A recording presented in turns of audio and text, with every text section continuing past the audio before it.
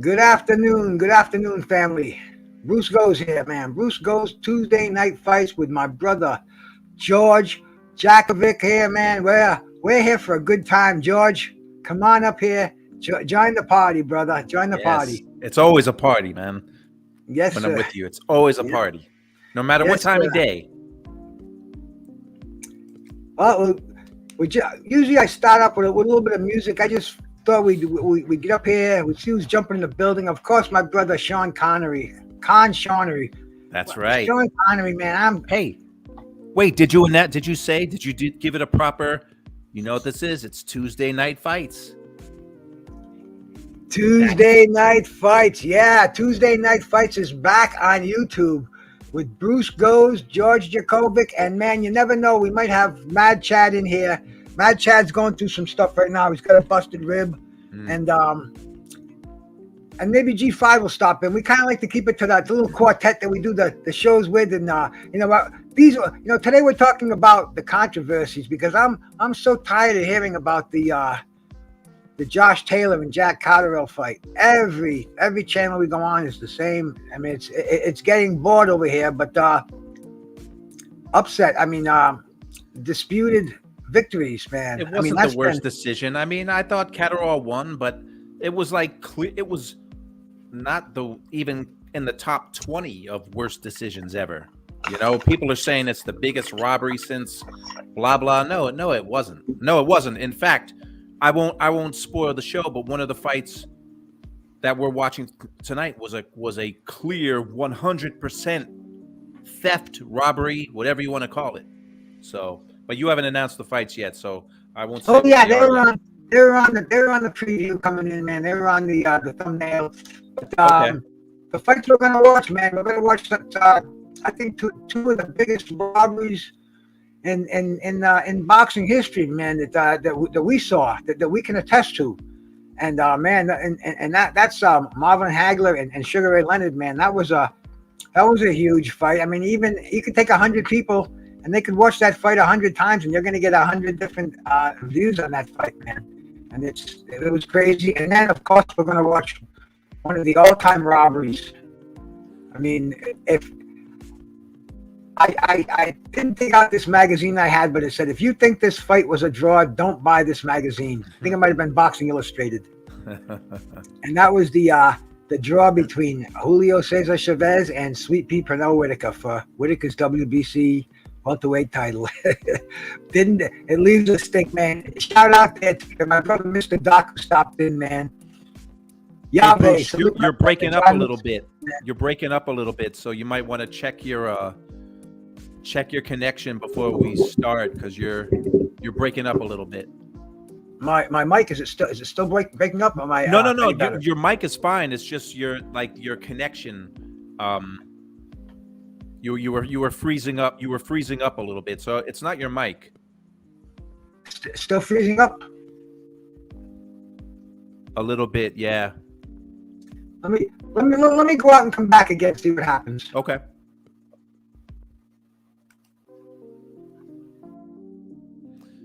So it's just me. What am I going to do? I'm on Bruce's show, and there's no Bruce.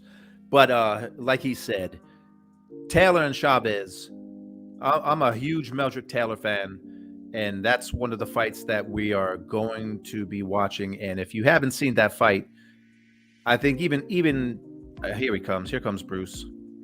Am I a little better now? Because I can always take the camera off if I'm breaking up. I don't want the fights to break up. Yeah, I can hear you okay, but you're still. It's funny, when you first got on, you were not freezing or lagging, and then you started to lag. See, now you're fine now. I'm fine now. I guess Although it was the. No, you know what? It's still not. You can hear me okay, though, right?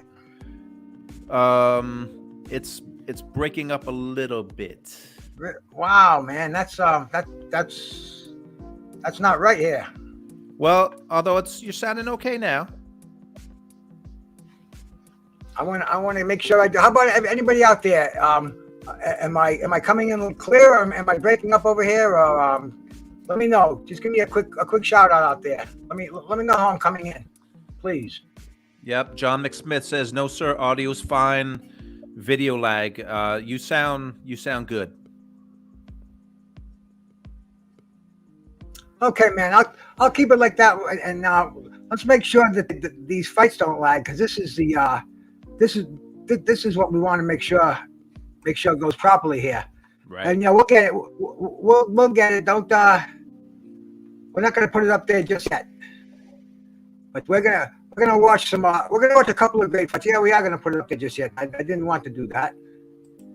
Take that down. And we're gonna watch, like we said, a couple of great fights and a couple of major controversial fights. We saw a huge controversy this weekend, according to many boxing fans. But I don't know if it's going to make Sports Illustrated like this one did. Oh, no way. This was considered a robbery on every front. Every boxing fan out there, man, they couldn't believe it. Even at the end of this fight, I don't think Pernell Whitaker could believe it, even before the decision was announced. Man, poor Pernell. He only had one loss going into that fight, and his fight was a bogus loss. Jose Luis Ramirez. I remember watching that fight Saturday or Sunday afternoon, and he hurt his hand at some point in the fight. He outboxed Ramirez with one hand. He outboxed Ramirez, and they gave him the decision. So Pernell going into this fight had one loss, which was not. He should have been undefeated. And then you're right. There were 60,000 people, 60,000 Chavez fans there that night in the Alamo Dome. And I think they all knew. I don't think the booing for the decision was not like it should have been, because all those people saw what we saw. They saw Chavez get dominated. And that was the time that they were pushing Chavez to get that 100-0 record. Yep. So Don King, say what we may about boxing, we'll never know if those judges were on Don King's payroll or if they were in Chavez's sentimental back pocket. We never know about that. We can't say for sure, but I mean, damn, George, you've been in the backstage, you've been in the back rooms of boxing. You must know what goes on in some of these judges.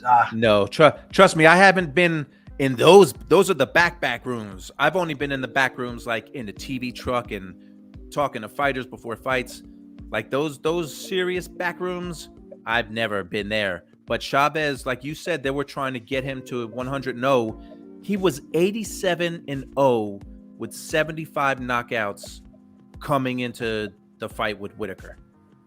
87-0, 75 knockouts. That is a crazy record. Like crazy. Like insane crazy. It was touted. Don King was really touting that to be his thing, his HBO basically a coming out party. They were really grooming him for that 100-0. This was what was the date of this fight, my brother? This fight was September 10th, 1993. Okay, so this was after the Meldrick Taylor fight. Yes. All right, yeah. Yeah, the Meldrick Taylor fight was in 90, I believe. Right. So people had seen the human side of Chavez. They knew he could be beat. And Pernell Whitaker, he was just he was sticking and moving this night. Chavez couldn't set up. He was trying to catch him, and he just couldn't catch. Whitaker he fought the perfect fight this night. God, what a great fighter! And he got people that look. People have their own opinions on styles, and look, everybody loves Tyson's style and Gotti's style. But if you can't appreciate Pernell Whitaker, I'm not going to try and change your mind. That guy was an incredible thinker. He had an incredible mind to go along with his athleticism. Such a smart fighter, and it's just so good. Hit and not get hit. man, it was beautiful watching him fight. Like the fight he got robbed in against Ramirez, he did it with one hand, with one arm. Mhm. He won that fight and got Yep. robbed. It was a And he went to beautiful Paris. fight. He went to Paris for that fight. I remember that because Yep. it was on a Sunday afternoon. Yep. And come on, even the announcers. I believe it was NBC. I think this fight was on Sports World, whatever they were calling it at the time. Freddie Pacheco might have been the announcer there. And it was so blatant. Jose Luis Ramirez. I mean, he turned out to be a fine champion, but Whitaker, yeah, great fighter. But Whitaker just was he was the man. Whitaker was a special fighter, Man. special fighter. You got to get some shout outs to people. Yeah, I would. Man, I was pulling up the fight over here. I didn't realize who was coming in here tonight. Let me check it out and shout out everybody that came in here, man. Let me go back here. I don't want to miss anybody. I hate to fuck up the transmission, George, and man, that's the I was paying attention to a little technical stuff here, but yeah, man, I didn't realize there was even anybody in here checking. Oh us out. yeah, come on, Yeah. everyone's in here for you. George, man. You're my brother over here, man. And you're calling it like it is, man. Thomas Jones, shout out there, man. I saw Mr. Doc in here already. Shouted him out. My boy Chen Smoke, man. Thank you so much for coming in, brother. Thank you for coming in, man. We're going to look at some old fights over here, man. D-Ray Promotions, my brother D-Ray. Like he says, Bruce goes everywhere. D-Ray follows him. D-Ray goes places I don't go. Uncharted waters, my brother D-Ray. John McSmith, we shouted out my brother John McSmith. Always coming Johnny. in, man. My man Blood Boxing, man. Thanks for coming in, Blood. We're gonna go over a couple of old fights over here. Tuesday Night Fights is back with me and my brother George Jakovic over here, man. Matt Chad was going to come in and chop him up with us in G5, but we never know, man. It's the night is still young over here, man. We haven't even gotten the fights up here, man. But yeah, thank you so much, guys. Thank you for coming in here, man. We're here to chop up some old fights, and if you cats didn't come in here with us, then we'd be sitting here by ourselves. Me and my nephew George over here, we'd be saying, "Come on, pops, what's going on?" I'd say, "Relax, son. They're coming in here. They're coming in." And sure enough, man, they are. Yep. They are, and I'm grateful for it, man.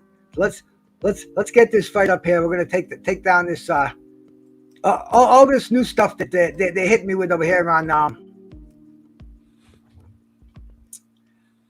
freaking StreamYard. It's all good though. I'm not going to complain about it. I'm just going to have to try to stop the action. I'm very, very sorry about this, but due to technical malfunctions here, we're going to try to get this fight up here for you. Let's see. I'm going to stop that screen here. Now we've got my brother George's screen over here. Let's see if this will help us. Fighter, and all the wins he had at welterweight, and Chavez is obviously not a big welterweight either, but a lot of people thought Whitaker beat De La Hoya when they fought, and De La Hoya was a pretty big welterweight. So Whitaker was undersized, and he was still, man, just so good. So good. And he died too young. Rest in peace, Cornell. Yep. From Olympic gold, and Lou Duva had him in that stable with he had Meldrick Taylor. He had almost all those Olympians. He had two champions at the same time, and I wanted to see Pazienza and Whitaker. I knew Whitaker would destroy him. It's because it's ESPN. Yeah, we got shot down. They did this the other night. They might turn it back on. I don't know. Let me refresh it. Let me refresh myself on YouTube. Yeah, I mean they don't want Tuesday Night Fights on. Okay, I'm back on again. So that's the only fight I'm seeing for Chavez Whitaker. It's that ESPN. Huh. Okay, do we have any more robberies that we can talk about? Anybody out there, man? Derek Clark, salute my brother. We're taking requests because we've already got Hagler Leonard that we're going to show. So educate me, everyone out there. So YouTube will not let you stream an ESPN fight? Is that the deal? I don't know, bro. Did you know that, Bruce? No, I didn't know. I didn't know. We had streamed so many fights, George. I had streamed so many fights with Chad and over here with us. We did Ali. The other night I did Ali and Frazier, the second fight, and this happened in the middle of that fight. But they didn't shut me down. They let me go right back on again. But they interrupted it, and then when I played the replay of the tape, it was on there with no problems. So I don't know how they're working it out, man. Maybe we're gonna have to use your connections to get an okay to show some of these fights. But can anybody think of a robbery that a blatant robbery that they want to see? Yeah, Well, yeah. someone, Now, John Blood is Smith telling says us over Norton and here. Ali. Blood is mentioning the CSI Sports Zone Tuesday night fights, but we're not. I don't know. We're not really using. Yeah, we're not them. we're not doing USA Network fights. We're just calling it Tuesday night fights. Or if there's even if there was a copyright on that, we can call it Tuesday Fight Night. You know, so yeah, we're not showing because I know they're very particular with USA is with their fights. Don't say Tuesday night fights. Okay, so Mr. Duck, we'll call it night. We'll call it Tuesday Fight Night. That's easy. I don't think that's why they took it down. I don't think so either. I think it was the transmission that we were showing. Maybe being an ESPN fight. Let's see. How about let's see a good old fashioned robbery. Let me think of one that was really. Let's see here, man. I wonder if they would let us show Roy Jones and the North Korean. Oh, I would say probably not, but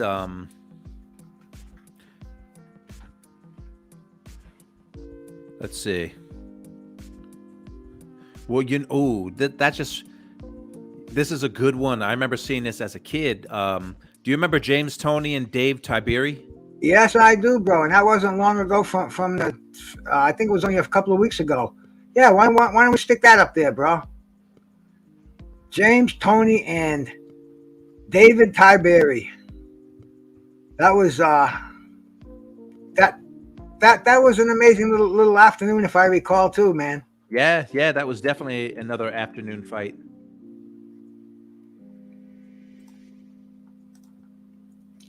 And man, we got my brother Thrill Hill, man. Thanks for coming in, man. We're showing upsets. We tried to show one, and we got pinched with it. We got hit with a I don't know what it was, man. Copyright.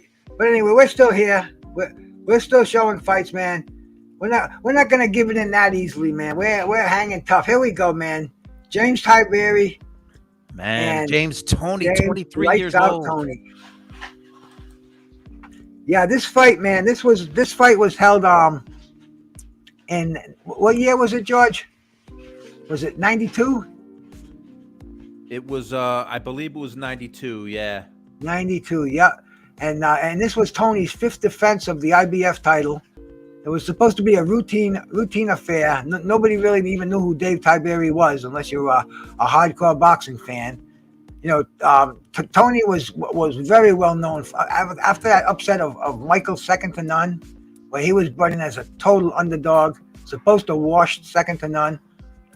He came out and made a name for himself in the middleweight division until getting beat by Roy Jones.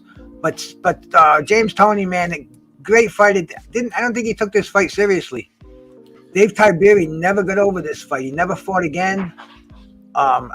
Filed all kind of lawsuits and petitions and everything else. But as we can see, man, James Tiberi is moving inside with James Toney, who's a incredible boxer, incredible IQ, knows the ring. And James Toney, he was a tough time making middleweight. Let's put it that way. He was not. He grew in he fought up to heavyweight at the end of his career. He actually fought Samuel Peter. Yep. A couple of times, I think. You know what's crazy? Like seeing James Toney at 159 pounds. Look at how young and how agile he looks. It does not look like James Toney. Wow. Not the James Toney that I know. No, you're right. There was some good people in the chats people in the chats threw out some good fights. This is a great one, but someone said Ollie Norton 3. Someone said a good one, George Foreman and Shannon Briggs. I thought George Foreman clearly won that fight against Shannon Briggs. Yeah, I thought so too, man. I thought so too. Yeah, Ollie Norton 3. That's controversy personified. So many of them. People talk controversial fights. They talk about this weekend, and this weekend just goes just another one. But look at James Toney. James Toney is trying to get this kid out of here, pushing him against the ropes. And James Toney knows every trick in the book. Oh, and Toney is working him on those ropes. Whew. Oh, great movement. He could just roll and throw that right shoulder hand. roll. And he admits it. People say that he uses the Philly shell, and James said, no. Joe Frazier uses the Philly shell. He says, I just use the high guard, the shoulder roll, and move my head.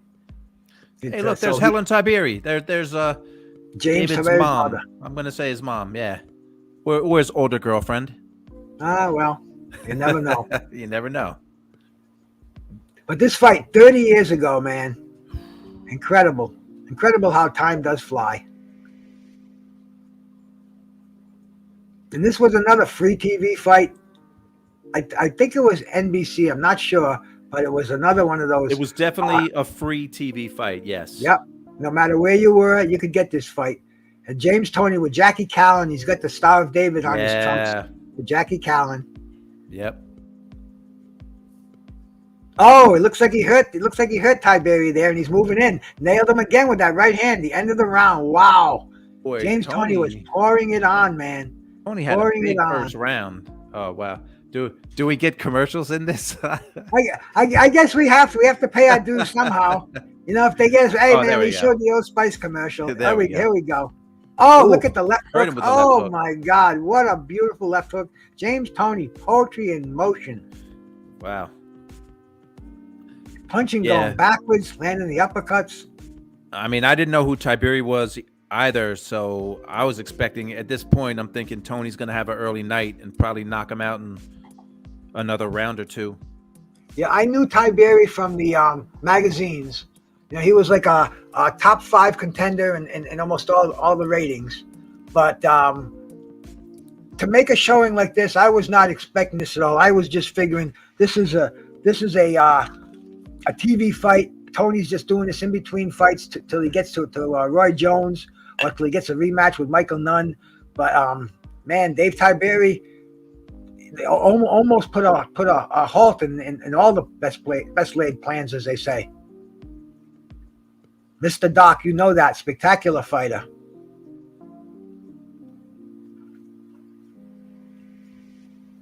There she is, man. Jackie Callan at ringside. She looks great nowadays. I see her on Facebook and LinkedIn, and she looks great. I think she's in her 70s. Wow. Yeah. In her 70s. You know, I'm almost in my 70s too, George. So, you know, there's still a lot of life in us 70-year-old guys. Absolutely. I'll give Jackie Callan a goose if she walks by me. She looks great. So this fight, February 8th, 1992. Mm-hmm. That's when this fight was. Yep, just past the 30th anniversary. I remember this night. I remember this afternoon, man. It was snow on the ground. I had to drive to my girlfriend's to see it. There was problems over there with her daughter, but man, I wanted to see this fight, and I left there with more of a question mark over my head than any satisfaction. And Tiberi just outshone himself in this fight. Fought up to James Toney's level and beyond. I mean, he never looked this good. I watched some of his previous fights, and he just I don't know, determination. I don't know what it was, but he had it on this night. I mean, Toney's had a pretty good first 2 rounds, but yeah, look at Tiberi. I will give him credit because Toney hammered him. Toney looks like he's a little tired right now. Tiberi, nice uppercut in the inside, nice jab, fighting well off the ropes.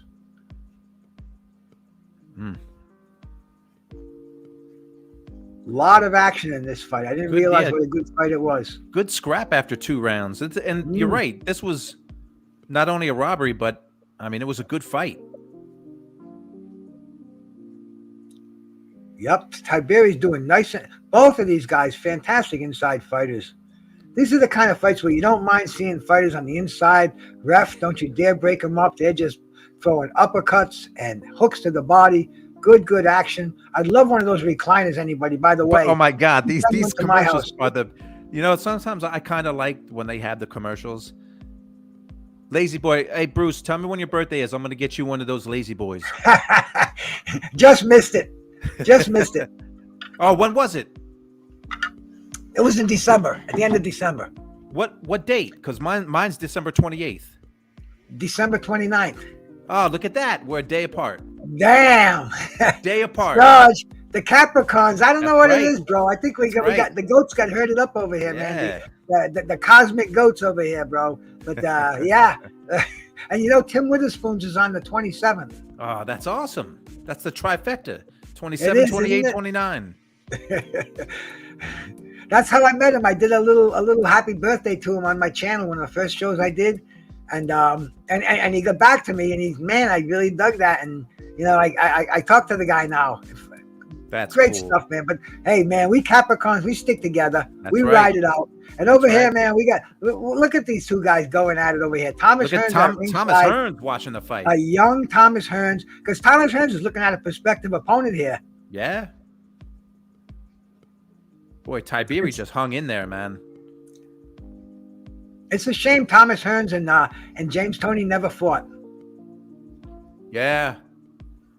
That Both would from have been a Michigan. style. Oh, beautiful. Styles would make that fight, man. Oh, that's one of those fights that we look back upon and we say, why didn't that fight get made?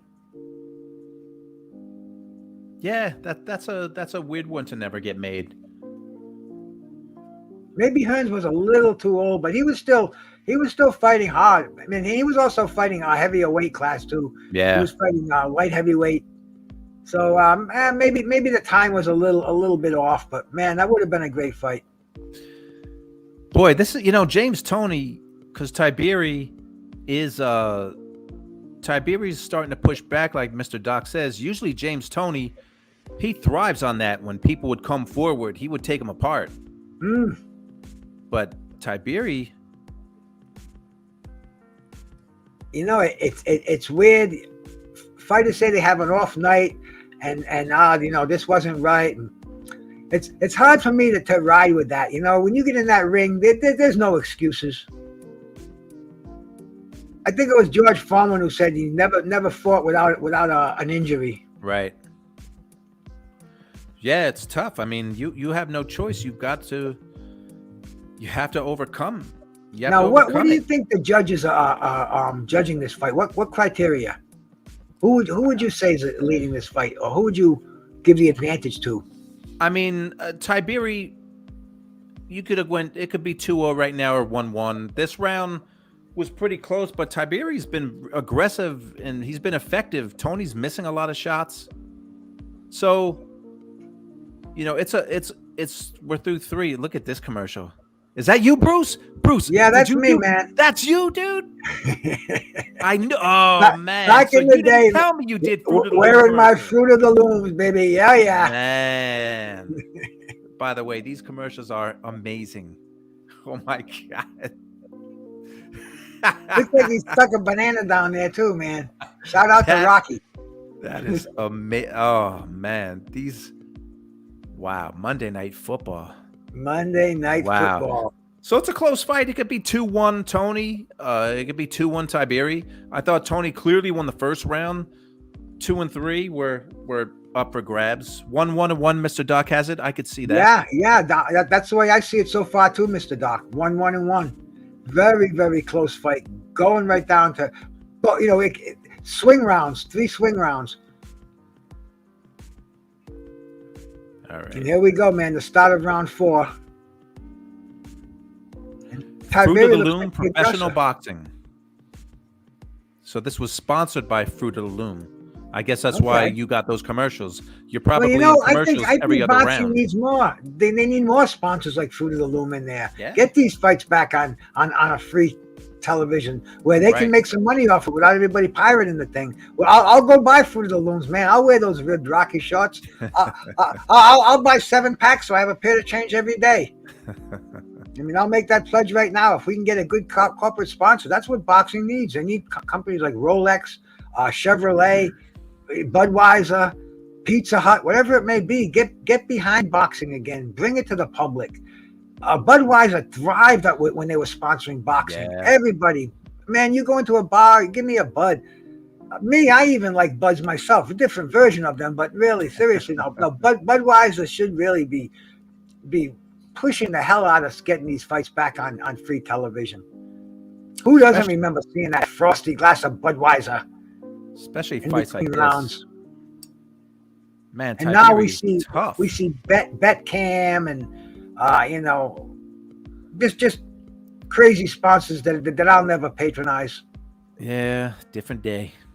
Yeah, look at Tiberi just in his grill, man. And Tony's not moving his head quite as fast as he should be in there. Tiberi's landing more than Dave Tiberi should be against somebody like James Toney. Toney was coming off his fight before this was the draw with Mike McCallum. I remember that fight too. That was a robbery right fight, there, man. It was a good fight. Yeah, Mike McCallum had come. He was towards the end of his career, but he was still a tough out. Yep, the body snatcher.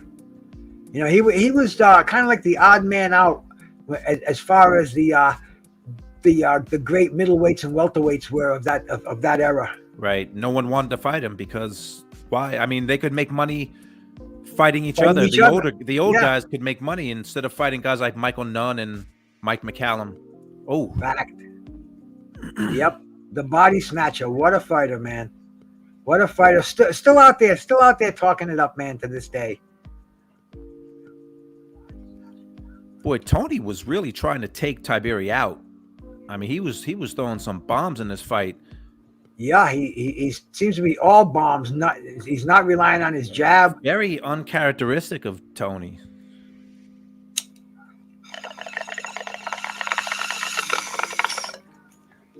I mean, Toney is winging shots, and to Tiberi's credit, he's not taking a backward step.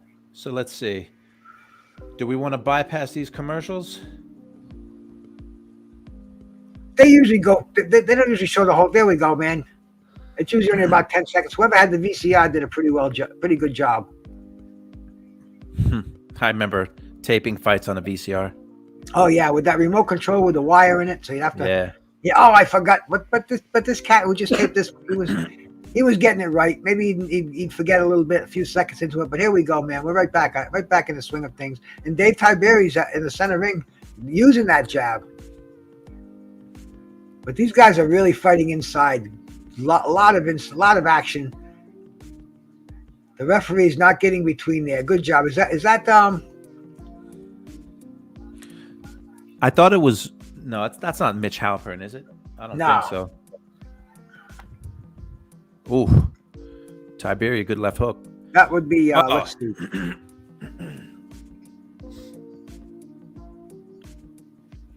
Look at that coming up, the Mike Tyson trial update. That was a time to be a boxing fan. Truly a time. And the girl that he was in trouble with, Desiree Washington, is a Rhode Island girl. So we had a special interest in that. Crazy times, man. Crazy times. Anybody who had any kind of an idea what was going on, you could see Mike Tyson got bamboozled there.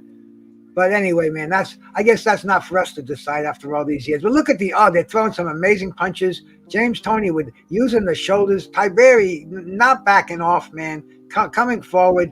It doesn't seem like Toney really has the pop on his punches in this fight. Because Tiberi's not dissuaded at all. And Tiberi just, Tiberi's landing a lot of shots. Which is odd to see James Toney getting hit so much. Yeah, extremely uncharacteristic. James Toney always, like he said, the high guard and the shoulder roll. He had that shoulder roll perfected. I mean, Williams Pops Miller, probably one of the greatest trainers in boxing. That was James Toney's trainer. Right. Hall of Fame trainer. James Toney can't speak highly enough about William Pops Miller. Yep. And look, and he's backing him. Tiberi's backing James Toney off with his jab, pushing him around. Really not intimidated at all by the aura that was James Toney. Nobody can forget that knockout of Michael Nunn. Oh. Well, so Tony. Yeah, Tony only fought one more. I mean, maybe he was having weight problems because he only fought one more time at 160. 2 months later, 2 months after this fight, he fought Glenn Wolfe, and then he moved up to 168. Mm-hmm. Hey, is that you in this commercial too? Yeah, man, I had to make a buck. You were doing all the commercials back in the day. Well, you know, the road game didn't work so well.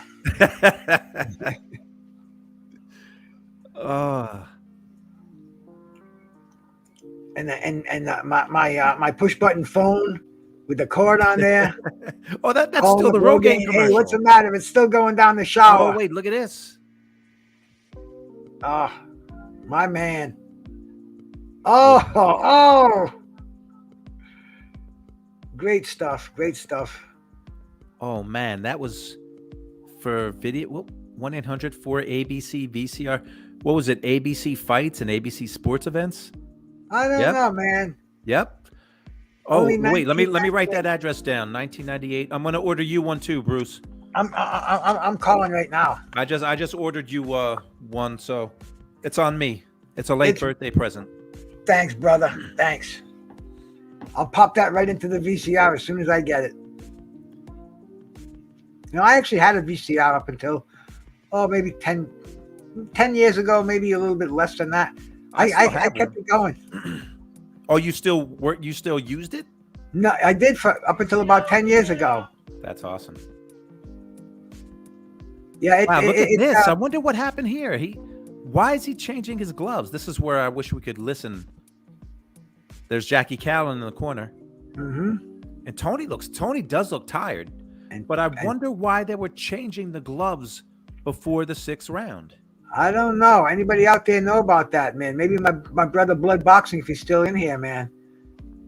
Why were the gloves changed in the 6th round? Did a glove get torn?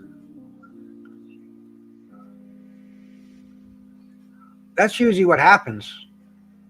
Wow.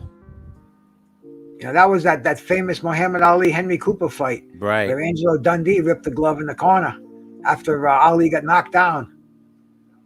That was great stuff. But yeah, it's not unprecedented, but it is very unusual.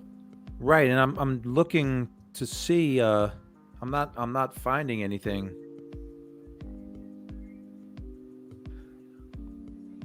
Ask Alexis.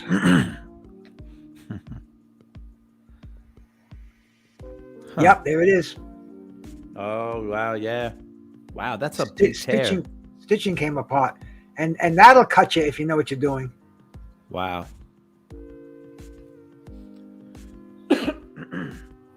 Yeah, that's something you don't see often. Is a wardrobe malfunction with a professional pair of gloves. What are they using? Reyes gloves? Did you notice? I did not. Yeah, there they go. They're showing cutting it off here. So wait, he's getting both gloves changed? Is it? This is live? Was it? No, that was it's got to be a replay of it, isn't it? No, I think this is all live. Now look at this, Michael Carbajal. That's a great fighter right there. And Terry Nars, Carl Daniels. Yeah. Look at that. Look at that ABC. Every weekend there were fights, championship fights. Look at this. Look at that. 7 days later. 3 weeks in a row, you had championship fights on ABC. Mind-boggling, man. Why doesn't boxing understand? This is when boxing was popular. This is when guys went to a bar, and today you go into a bar and if it's not on anyway. But if it is on, put something up. Put the game on. What is this? What is back in the day, people would go to a bar to watch a fight like this on a Saturday afternoon. All right, I'm going to fast forward to get through this. And here we go. Start of round 6. Now, remember, James Toney and Tiberi both had some serious rest in between rounds here. Very, very unusual for a 12-round fight, getting a 4-minute break between rounds. Con Shawnery says, this is when men were men. They drank beer and wore Fruit of the Loom. That's right, bro. Tighty whities.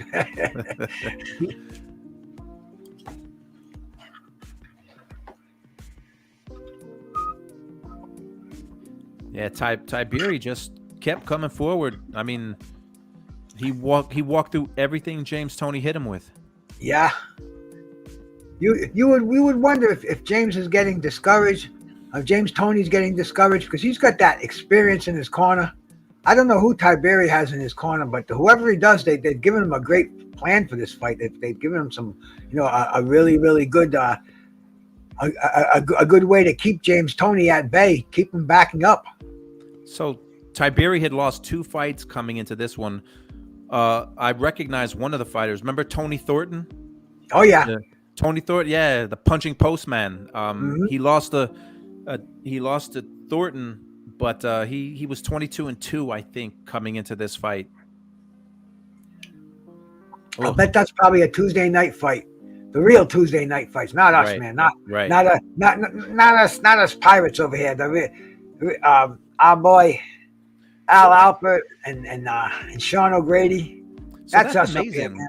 That I guess on YouTube you can't replay ESPN fights because they didn't flag us for any of those other fights. No, and it's weird. We don't get the stream taken down. It just gets abruptly stopped and then it starts right back up again. It's, man, I don't know what's going on. I put a disclaimer on the bottom of my videos, because we're here for educational entertainment purposes, just like YouTube says we can do.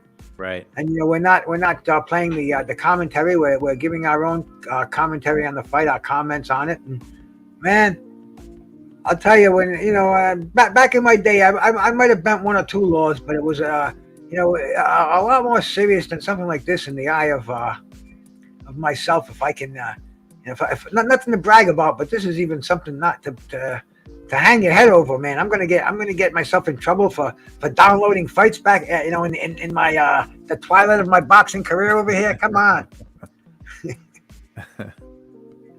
But yeah, man, Tiberi is just not giving up. James Toney leaning forward, trying to push him away. Looks like James Toney is trying to find some punching room here. Great overhand left there. Whoa. That was a fast fast commercial. Here we go. We're in the diner getting a bowl of chili.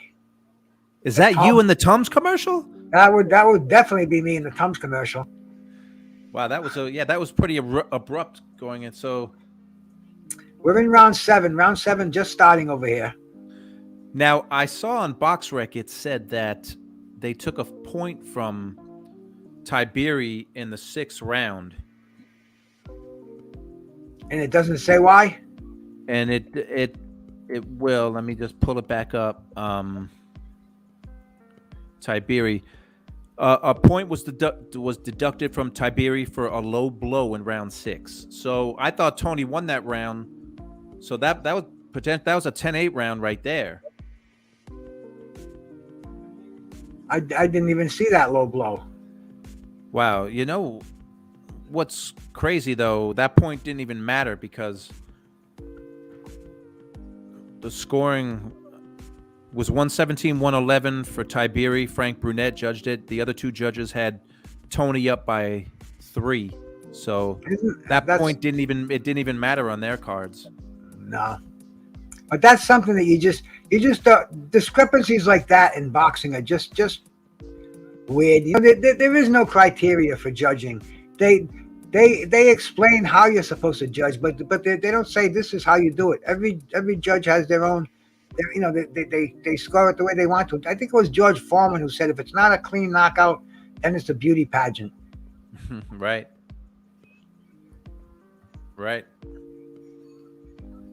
George is always making these noteworthy little gems. I seem to remember them as when I watch a fight when they'll fit right in there. But man, isn't it the truth? Because how can you call a fight so lopsided? But this fight is so close. To me, I think they should really bring back even rounds, because a lot of the rounds just seem so even, and then base it on the rounds that aren't even. But someone in the chat much earlier talked about the first Leonard Duran fight. One of those judges, I think, scored like 12 of the rounds even. It was some insane number that judge scored even. So what was that? Duran and Leonard, the first fight? The first fight, yeah. Well, that was just a scrap. That was but I think literally I may not be remembering correctly, but it was like one of the judges scored 10 to 12 rounds even. 10 or 12 rounds. 15, that was a 15 rounder though. Yeah, but that's crazy to have 12 rounds on your scorecard, have 12 of the 15 even. You're right. But you know something, George? If I was scoring that fight, I would give that fight to Duran by 3 points, and the rest of the rounds they were that close, but like we were saying earlier, they don't really. They frown on scoring even rounds. Another one of me, George. For Grecian. So there we go, bro. And he smelled it first I before thought he it put was it into his shaving hair. cream. Did you see? He had to smell it first. That's a rule of thumb. Oh man, look at his hair now. Oh look, see? Yeah, baby. See the total treatment for gray thinning hair, Grecian Plus. And he's probably saying, "I got this tube of Grecian Plus. Let's go back in my place and we'll do some crazy things with it." Little Sinex up there. Hey, I'll tell you, these commercials are weird back in the 90s. I don't know if it was just Sinex up there. I think it might have been spiked with something. Well, see, that's why you use the Sinex, so you can get away with doing the Colombian marching powder that they were doing back then. And over here for the throat. Oh God, and the chloroseptic. Wow. Man, I never even see that anymore. But I remember chloroseptic. Yeah, whenever somebody had a sore throat, they'd blast them with chloroseptic. It would make your throat like numb. Yeah. Oh. The xylocaine agent. And here we go, man. James Tiberi is once again on the offense. But James Toney is not a defensive fighter. He's a great defensive fighter, but always shown in the offensive department. We should have people like I see people are scoring it because we're talking too much. I can't. It's hard to score fights. So I'm curious to see. Someone's got it 4-2-1 now. Tiberi. I'm curious what people have this scored as, because it's definitely a very close fight. But remember, Tony had a point off.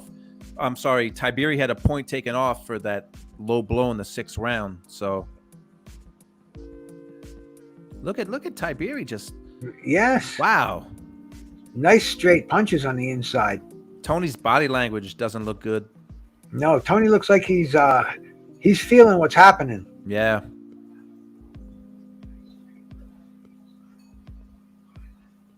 Very, very close fight. Nice hooks inside by Tiberi. Tiberi's got Tony backed up into the ropes. Yeah, but this does not look like James Toney. I mean, he's kind of flailing with his shots. His legs don't look great. He looks sloppy. Very, very sloppy. And Tiberi, it just looks tough in there. He's just not being intimidated in this fight. The thing about James Toney, he was he had an attitude about him. He didn't like to shake hands before fights. Mm-hmm. He was a trash talker. Yeah. Ooh. Yeah, Mr. Doc says Tony just looks flat and Tiberi is feeling it. That's right. Tony does. That's the perfect way to describe it. He looks flat. He looks like his timing is off by a second. He doesn't have the snap in his punches.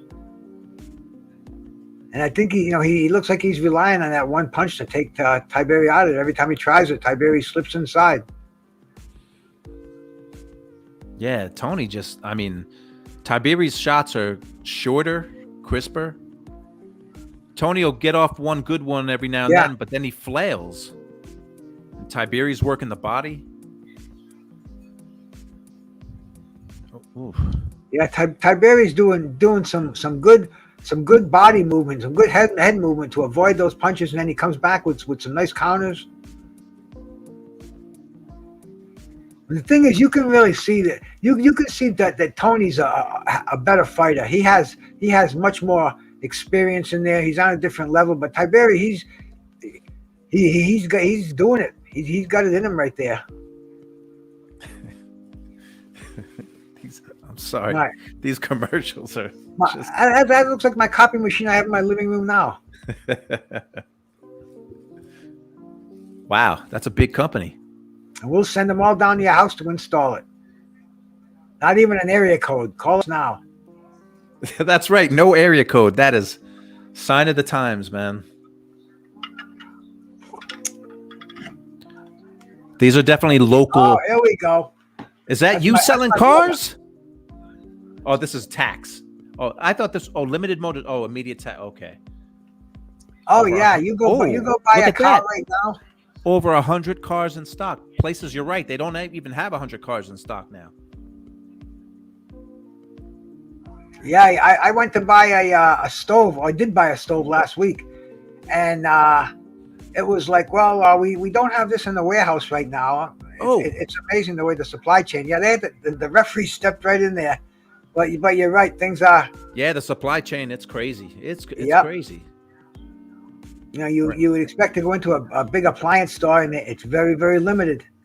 It's almost take what we have or don't take it. It's a different world. But anyway, we're back here 30 years ago. We both took a sip off the Fountain of Youth fountain over here, man, and we're watching James Tiberi. We're watching James Toney from what'd you say it was? February 11th, 1992. Tony's landing now. Tony's starting to land some good punches on the inside. But these guys don't seem to be backing up each other with their punches. They're both just going forward and not landing any power punches to the effect where they're hurting each other. I don't remember the story of why Tiberi didn't fight again after this. Oh, his head was messed up. Shout out to my brother LT out there, man. Salute, man. Salute. Yeah, Tiberi was just in a bad place. He couldn't believe he lost. He had lawsuits going on. He had petitions signed. I mean, he just, I don't think he could accept it. Well, you know, when you start talking lawsuits, you're never going to win a fight through a court of law. So, but Mr. Doc's got Tiberi up 5-2-1. That's what Mr. Doc's got it scored. All right, Mr. Doc. Now, but does that take into account that Mr. Doc? Does it take into account that point off for Tiberi? I didn't even notice that point being deducted out. No, I only knew it. It's hard without the sound. But unless BoxRec is Tiberi with a nice 3-punch combination. Nice 3-piece. He got James Toney's attention with that. Yeah, BoxRec just had it in the record, but I don't remember the ref stopping the fight for a low blow. This is a really good round. Though this is there's a lot more action in this fight than I remember. Like, this was a good fight. Very, very good fight. You're right. I don't remember it being that action packed. I just remember it being close, right? Where Toney did not win the fight in my eyes, and it was 30 years ago, and I wasn't used to seeing bad decisions like this on national television. Right. Not that I hadn't. I had seen Marvin Hagler and Antifermo, which is just the first one that comes to mind, and I had seen Norton and Ali, but they were never. This one just kind of what? I mean, he clearly got beat. Here we go. Some more Fruit of the Loom. George, this is amazing, now. man. You were in this commercial too. This is amazing. What were you doing in 1992? You sure that's not maybe your older brother or your uncle in there? Oh my God, these are amazing commercials. Even this one, even that one, the dude with the shampoo all over his head. Damn. He was a dandruff sufferer. We're into round 10 now.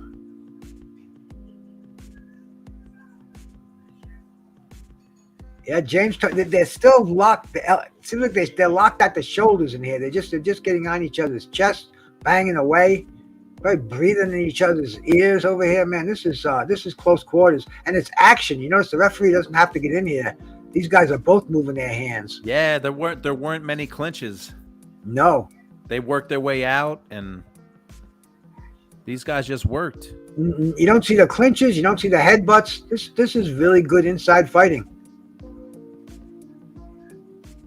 I mean, it's both guys, obviously, even though Tony might have been having some issues with making weight, usually that's when you see a guy grab and hold on because he's tired. But even though Tony looks tired again. He looks tired. He's moving backwards.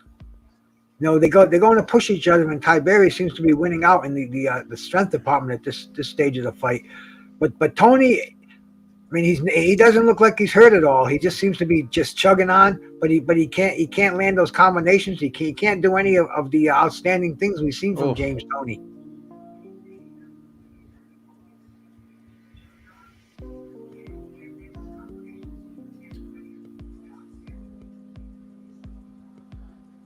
Yeah, so good stuff. Tiberi got him cornered here. Tony doesn't want to get in the corner. James Toney, I got to shoot with him once when I was at HBO. Before he fought John Ruiz, I did a feature on him for HBO. So I spent a couple of days shooting with him. And it's funny, he was 200 and he was like 60 pounds heavier for that fight. That was his heavyweight title shot against John Ruiz in 2005. So this was 13 years after this fight. James Toney won the heavyweight title, which he had to give up because he tested PEDs, positive. right? Yeah. But I was gonna ask you that question earlier. That's that was a shame, man. Yeah, it was.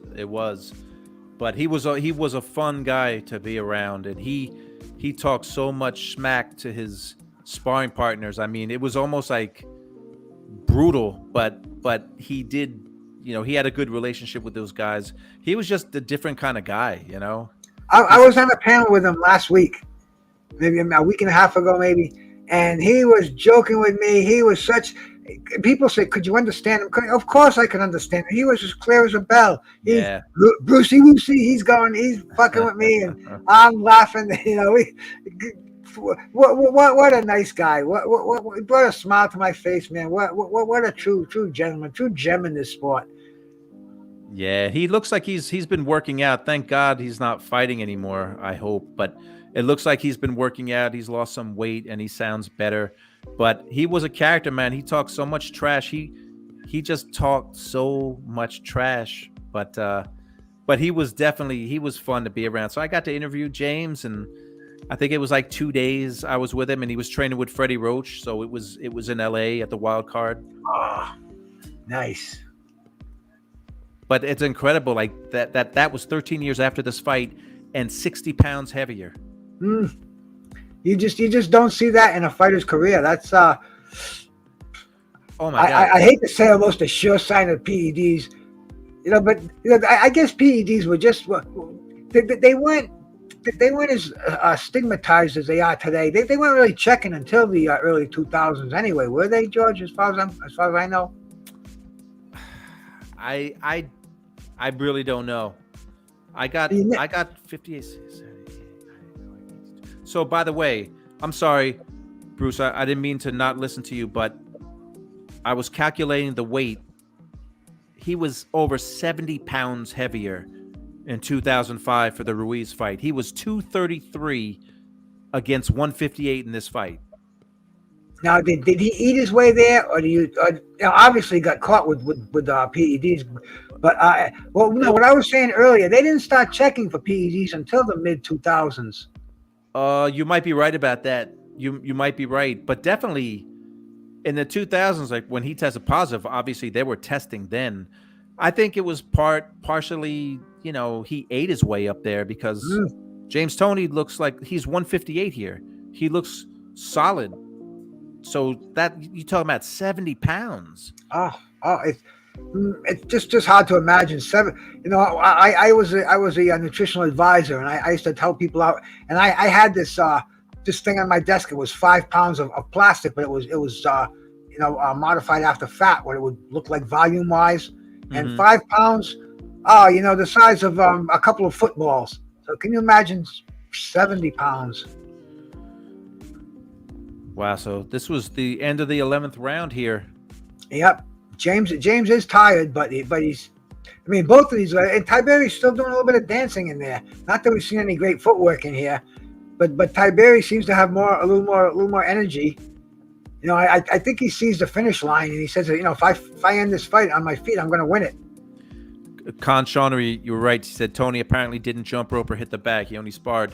When I was there, it was only 2 days, but yeah, he only sparred. That's all he did. I think he hit the heavy bag briefly, but Tony, that's how he trained. He sparred. And do you see Tony? Doc says you don't see Tony get out counted too often. Yeah. By the way, nice Fixodent commercial. They really. I'm in that commercial too. Come on. You might as well get me with all of them. Speed stick. I used to use that. Too. It doesn't work. I have to get the strong stuff.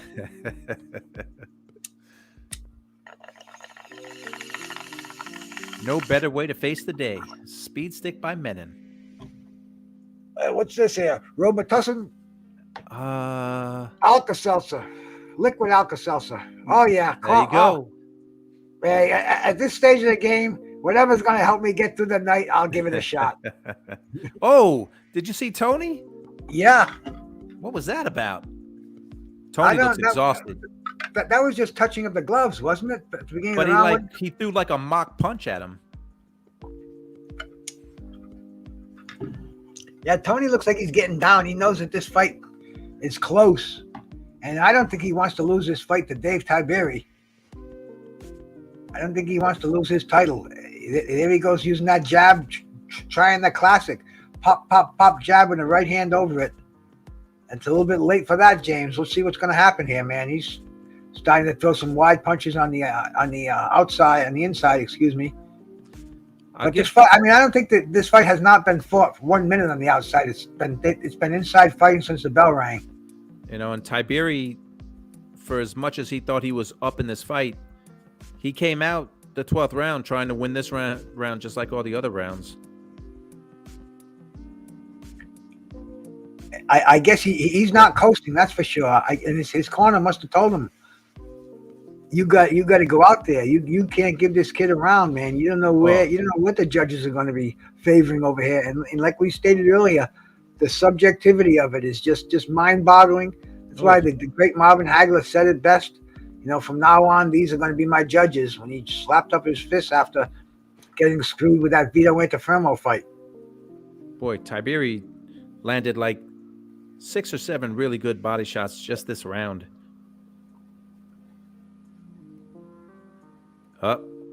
Don't tell me it's split. I think it's a tape. Oh, okay, the tape. At this point, James Tony must be so happy there that he's getting a break. This was held on the East Coast too, wasn't it, George? Atlantic City. Atlantic City. Yep. It just has that look of Atlantic City. It's It's just different than Vegas. I don't know how you can explain it, but a little smokier, a little darker. I was talking to somebody yesterday, man. Somebody you might know. You know Ray McCline from the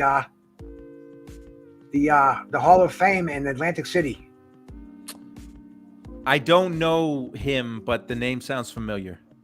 I didn't know him either until yesterday. Great guy. So many connections. He started the Atlantic City Hall of Fame. Oh, that's cool. And he's a manager. He's been involved in boxing all his life.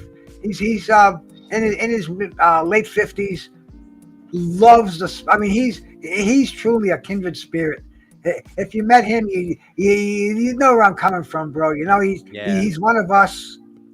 His life is boxing, and he's running the He started the Atlantic City Hall of Fame, and he's still the president. He's trying to make it happen. He's trying to bring boxers there, inductions, banquets, cool. whatever it may be. I'm going to go down there and check it out one of these days, real soon. He has the look at the end of the fight. Look at James Toney just like fight. doubled over, like it looked like he was going to pass out. Look at, he can barely stand up. He can't stand up, Tony. I wonder if it's diuretics, because diuretics will paralyze you. That's what gives you these cramps. All right, Mary Ann, grab a boy. All right, let's see if we can get to a decision here. All right, here we go. There's Jackie Callan consoling James Toney. James Toney looks like he lost. Like, he does not look like a fighter who thinks he won the fight. No, he doesn't. And Tiberi, on the other hand, certainly does. But then again, look at that face, man. He doesn't have that broad smile. I don't know. Jackie looks like she knows something. Jackie Callan. Whew. Winner by split decision. Yeah, this was a very, very... Oh, I mean, we know it. We know it. Terrible, terrible decision. People complain about the decision we saw this weekend. If they were watching this fight, and look at James, I mean, this... Wait, can I play the audio? Yeah, go ahead, man. Go ahead. All right, let me... All right, here we go. That's you interviewing him anyway, isn't it, George?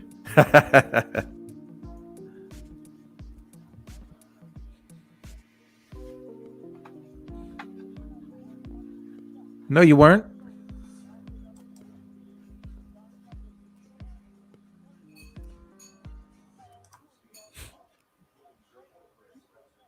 Can't hear anything. You can't hear it? No. Oh, I can hear it. Can anyone else hear it? See if anyone in the chat can hear it.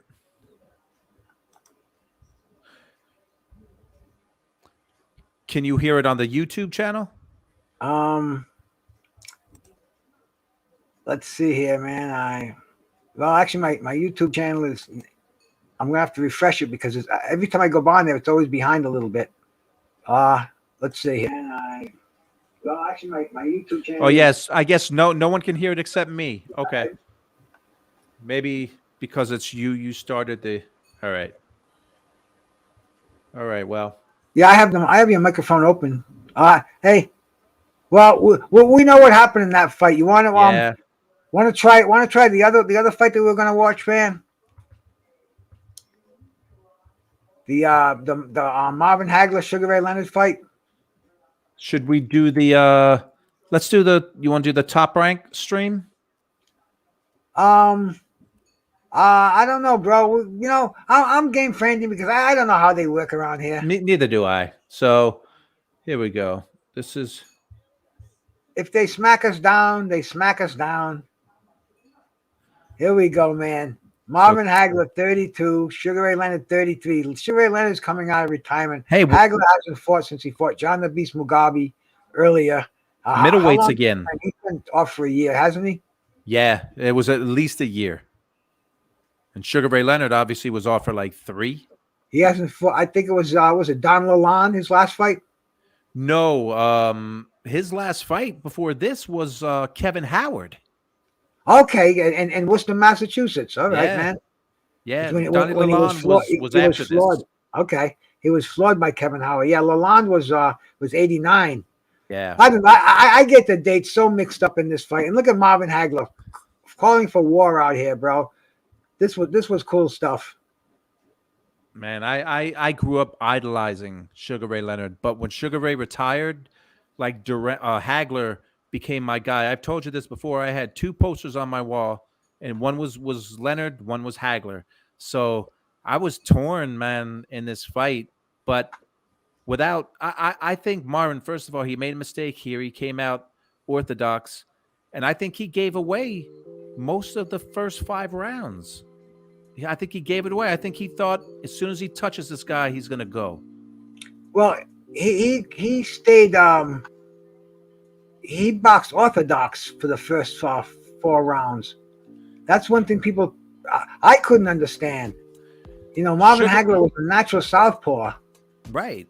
And Sugar Ray said that this didn't confuse him. I mean, I remember HBO, they would do the delay broadcast a week later, and they had Sugar Ray on, but Hagler was still pissed he wasn't on.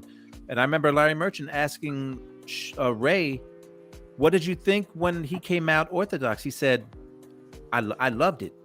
I couldn't believe he was doing it, and but it helped me."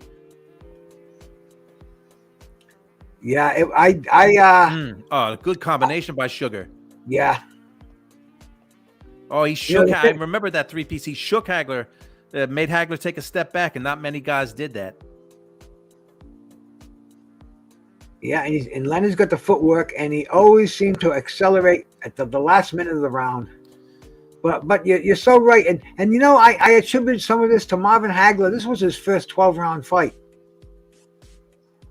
And Marvin Hagler was used to going 15 rounds. Well, Hagler also negotiated. He was in the driver's seat with the negotiations, and he allowed this to be. I think he took more money because Leonard wanted it to be a 12-round fight. And Leonard even said he was a champ. He could have dictated everything. But Hagler wanted more money because that was a big thing. He had his pride. So the reason why this is 12 rounds is because Hagler allowed it to be 12 rounds. This could have been a 15-round fight. Yeah, there was a lot of stipulations, the glove stipulations, the ring size, and also Hagler took that flat amount. He took, I believe it was 10 million, where Leonard took a lesser amount, but Leonard got money on the back end, where Leonard actually made more than Hagler in this fight. You know, Hagler, the story I heard was he told Pat and Goody Petronelli to just get it done. He was tired of the delays. He was ready to fire them both. He just said, "Get in the room, get it done," and it was done. He got his flat rate. It was higher than Sugar Ray Leonard, but Leonard made more with the foreign TV and the delayed broadcast rights, whatever it may be, whatever the back end consists of. Sugar Ray called it right on that one. Here's that combination. Yeah, look at that. Just such. Yeah, right, George. This fight, I couldn't call a winner either, man. It was one of those fights where my heart was with both of these guys, man. I was only 50 miles from Marvin Hagler, and Sugar Ray Leonard, I saw him in person. I followed his whole career, 76 Olympian. You know, call him a pretty boy, whatever you want to. He was a dog. Oh, just a dog is right. And this is the last time that Leonard looked like Sugar Ray Leonard, even though he fought Donnie Lalonde and Tommy Hearns a second time, Duran a third time. He never looked this good again. This sharp, this quick, this fast. Salute, Stormy B, man. How you doing, brother? We are talking about some of the outrageous decisions we've seen in our lives, and we're probably tuning in on one of the biggest controversial decisions that's talked about forever and ever in boxing. It probably will be, and like we said earlier, 100 people can see this fight 100 times, and they're all going to have 100 different opinions on this fight. You know, it's all what you're looking for. You know, Marvin Hagler, effective aggression.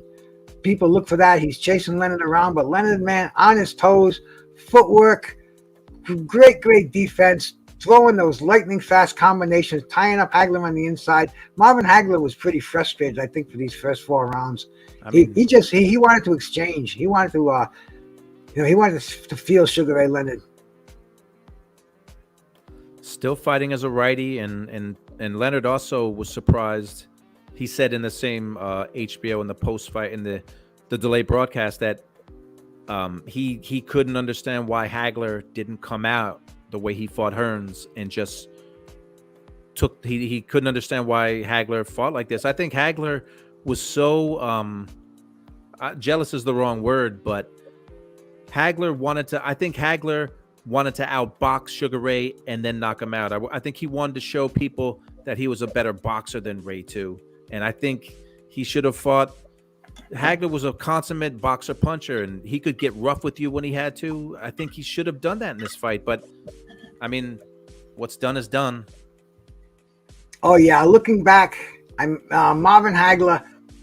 He regretted this fight. Never fought again. Wanted a rematch. When the rematch didn't happen, he just turned his head on boxing. He went to Italy. He became a movie star. Yep.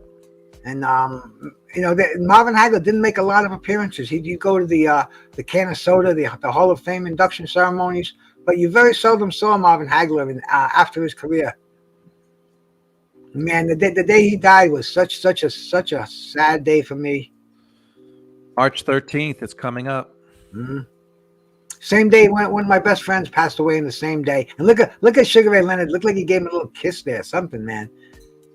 At the beginning of the third round, Leonard is definitely won the first 2 rounds on my scorecard, man. Hagler just is not getting set enough to engage in any kind of action here. He's not landing any punches. He's still going with that the right hand style, and he's southpaw now. He finally switched to southpaw. So he has a habit of the first 2 back rounds. And forth too.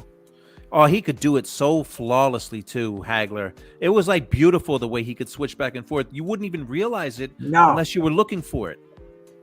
Exactly. That's why when you said that, I wasn't, I was seeing him coming in, with the orthodox style, and then when he switches to southpaw, fluid motion. And like you said, if you're not paying attention to it, it'll just look like an advancing Marvin Hagler. Yep. And Sugar Ray Leonard, he's wide-eyed. He knows he's got a bull in front of him. He's not making any attempt to get inside an exchange. He's basically running. He's pulling some classic Sugar Ray Leonard here. Hagler always had problems with boxers, elusive boxers. His 3 losses. The Sugar Ray Seals, Bobby Watts, and the Willie Monroe. Those were all slick boxers. Leonard, though, he's moving, he's sticking, but there were points in this fight, they haven't come up yet, but Leonard stood his ground when he had to, because at certain points later in the fight, Hagler made him stand his ground. And fact, I just don't know why, again, it's what's done is done, but I think Hagler's pride got in the way, and I think in his head, he thought, I'm going to knock this guy out when I decide to, but I'm going to show everyone that he's not the boxer. I'm the boxer. I'm the better overall fighter. And I think his pride just changed his game plan. That's something Hagler could never deny. He was envious of Sugar Ray Leonard right from the beginning. When this guy came out and made $40,000 in his debut, and Hagler's toiling for $5,000 in gymnasiums. It just didn't sit well with Marvin Hagler. He had better oppositions. He had regional titles, and he wanted Sugar Ray Leonard from day one. He was waiting for Sugar Ray Leonard to come up to middleweight, and here it was, man. Here's the final culmination. And I can remember this fight where we were so looking forward to it when Sugar Ray Leonard said he was going to fight Marvin Hagler.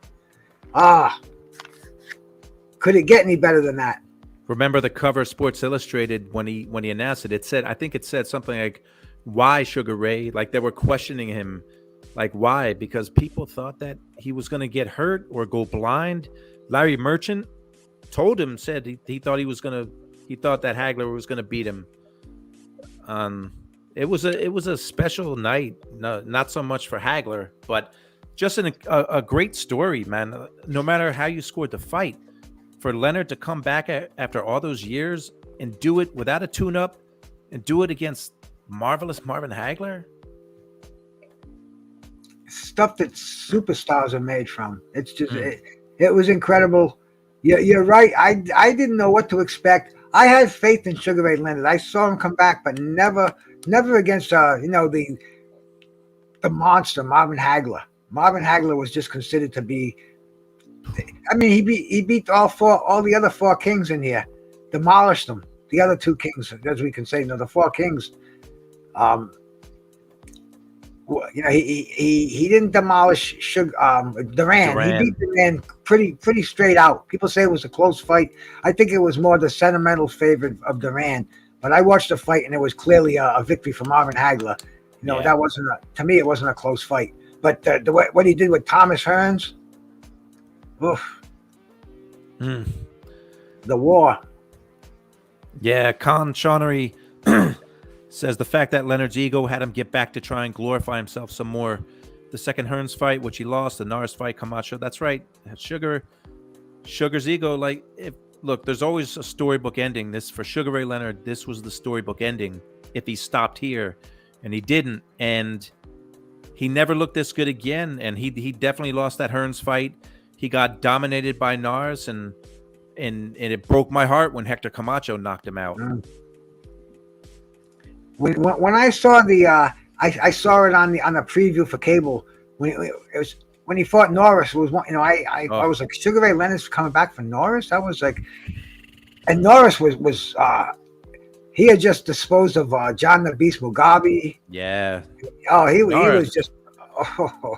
Norris was a bad dude at 154. But that was Leonard's ego. Icon is right. Leonard's ego. He said and he got down to 154, which Leonard hadn't fought at 154 in years, and he shouldn't have done it. But fighters fight. Look at that bolo. Oh, look at the bolo punch. A bolo shot to the body. And Leonard talked about this too. That when he did that, he said he was shocked that Hagler, instead of attacking, he covered up as soon as he started the bolo. Look at Hagler tried his own version. Look at him smiling. Beautiful combination. And then he bought himself 10 seconds walking away. Hagler didn't press it, didn't throw any shots, just followed him. And Hagler made a lot of mistakes. Sticking his chin out. Sugar Ray, he knows he's got this beast on the way to being tamed. He's still got Angelo Dundee. Was this his last fight with Angelo? I think so. Oh, look at the bolo to the body, landed nicely too. Incredible. Who could do that? Ooh, low blow. Borderline. But if it wasn't called a low blow. Right. And Marvin always punching himself, just showing how tough he is. The Brockton Bull.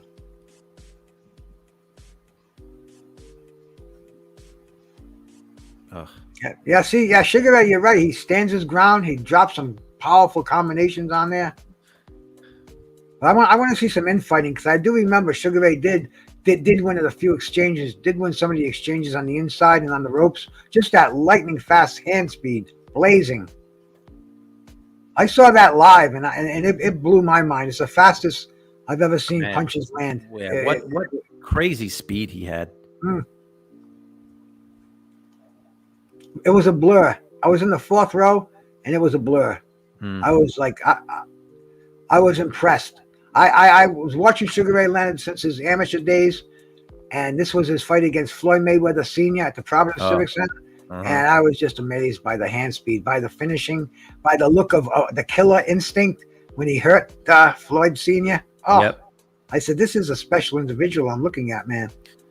When he fought Kevin Howard, the hand speed was there. He was just super rusty. I remember watching that fight and saying, man, he's so fast, but his timing was off. He couldn't hit him with the shots, and not till the end of the fight. Then he got dropped, but he also got nailed against Howard and got right back up, and then it didn't wobble. He got knocked down, got up. He was just mad. He kind of like, damn. And that was right in front of Marvin Hagler too. Yeah. And in Hagler's backyard in Worcester, Massachusetts, man. That was great stuff, man. Great stuff. See, Hagler started to turn it up here a little bit. I think the 6th round is when he finally started to really get effective with his pressure.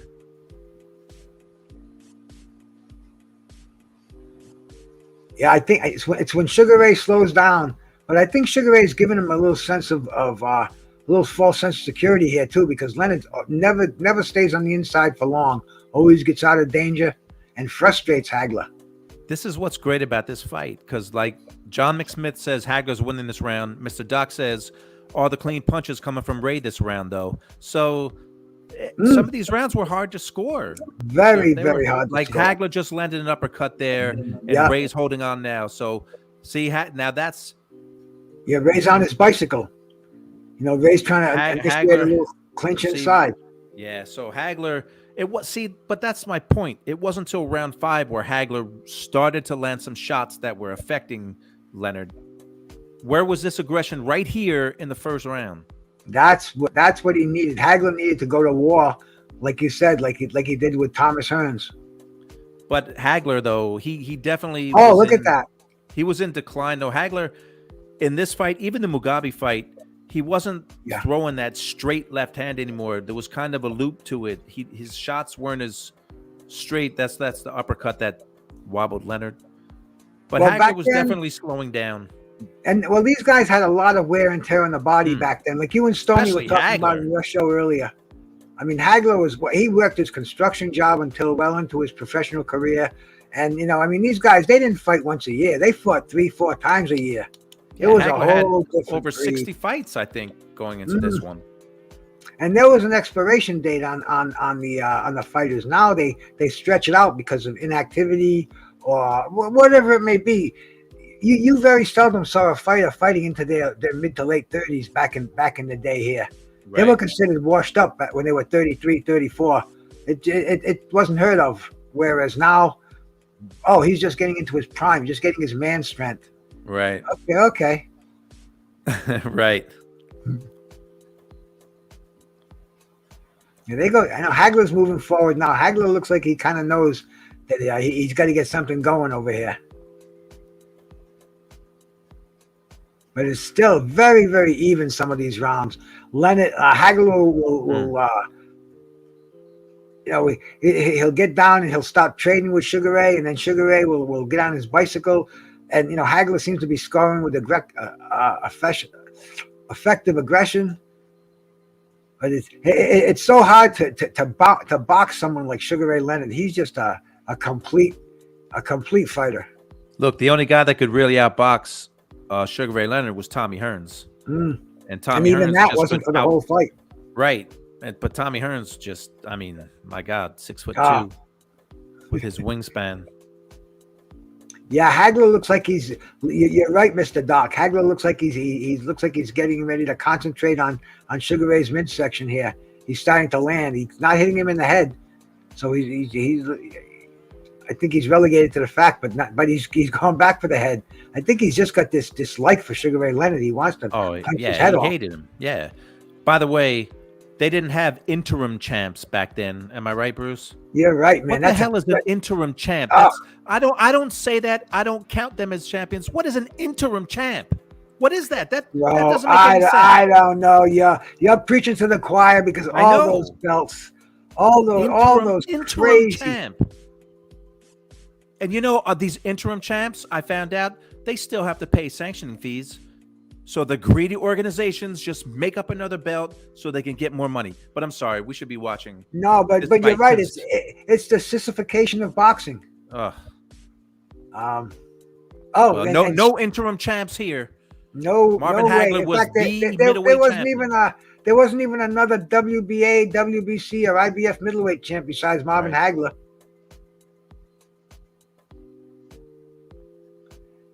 I think only the WBC belt was on the line in this fight, wasn't it, George? Yeah, was he stripped? Or did they strip Leonard out? I think one of the organizations did strip Hagler, which is just whatever. Bullshit. You know it. And I'm being as PG as I can with that too. We try to keep it nice over here, bro. But you're right. This is such an interesting fight. Sugar Ray Leonard, you got to shout out to both of these guys. But Marvin Hagler, if he could have done it again, he would have done it differently. He would have been more aggressive in the early part of the fight. Sugar Ray Leonard is just he's built up a lead, and he's keeping that lead. He knows how to win rounds. 15-round fight. If this was a 15-rounder, Leonard was gassed. Hagler wasn't fresh as a daisy at the end either, but Leonard was gassed. Leonard expends a lot more energy with his style than Hagler does. Mr. Doc's got a 3-3. Mr. Doc knows what he's talking about over there. Mr. Doc's an old fan. Has seen Muhammad Ali in action. So anybody who's seen Ali and can talk about him today with relative clarity, and I got to give him a shout out. Oh, absolutely.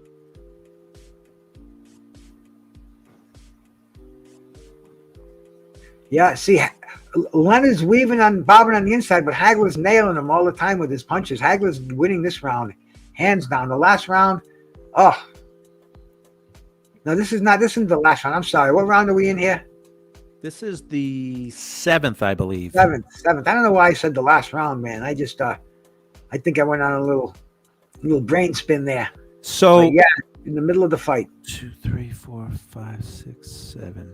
Yeah, 7th round for sure. So after this round, the official scores were 68-65 Leonard, 67-66 Hagler, and one judge had, I remember this judge, he had it 69-64 Leonard after 7 rounds.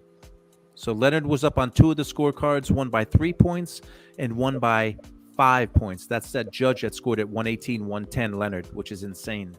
Insane. They get away with it all the time. They still do.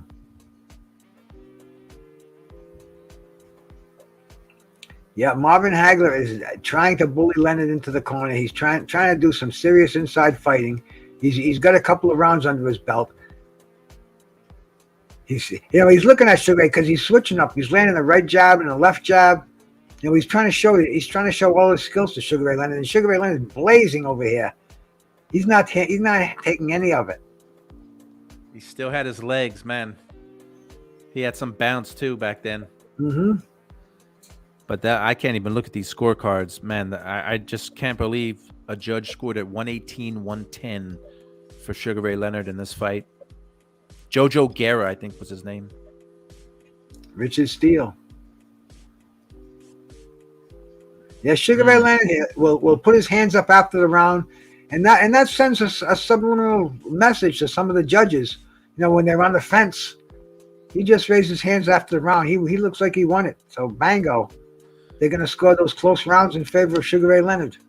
Well, remember that Sugar Ray in this fight, he had one of his guys calling out when there was 30 seconds left in the round. And so Ray knew he would start to rally with 30 seconds left, and he would steal rounds. He said that was part of his strategy.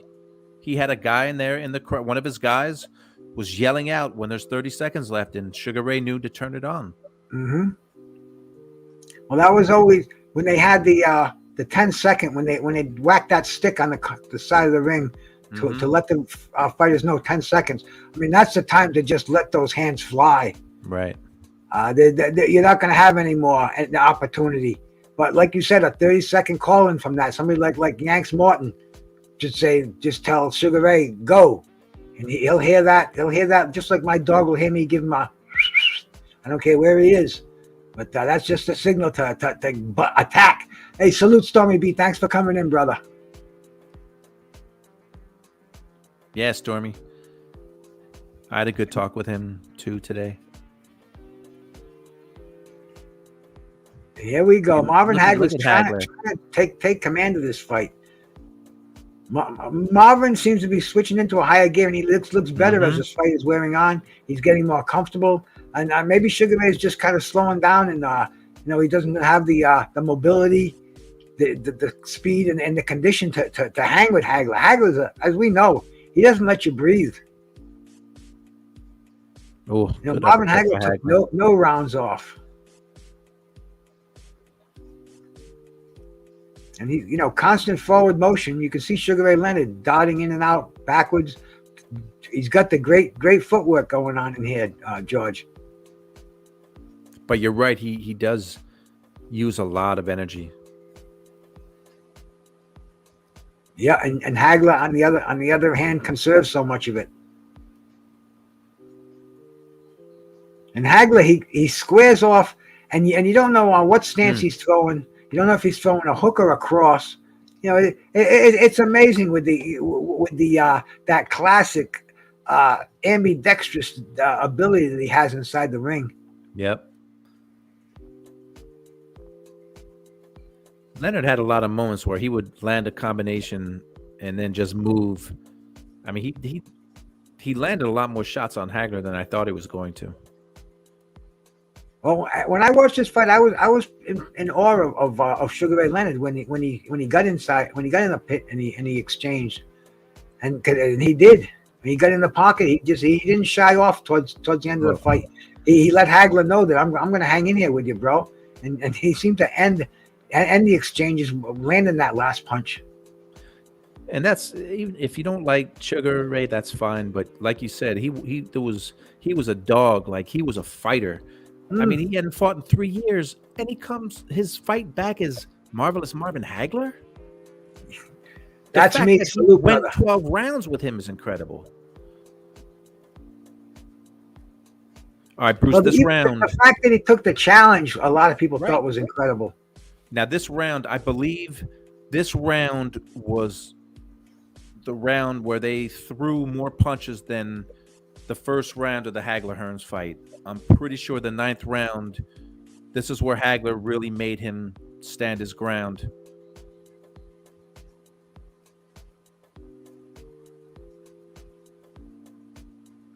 Yeah, Hagler's constantly moving forward, but you're right. I can see Sugar Ray. He's not so much fleet-footed in this round. He looks like he is standing in there and doing some trading. See, in the last fight, we saw no clinching. Like, Sugar Ray has no choice but to clinch in this fight because Hagler is becoming relentless. Oh.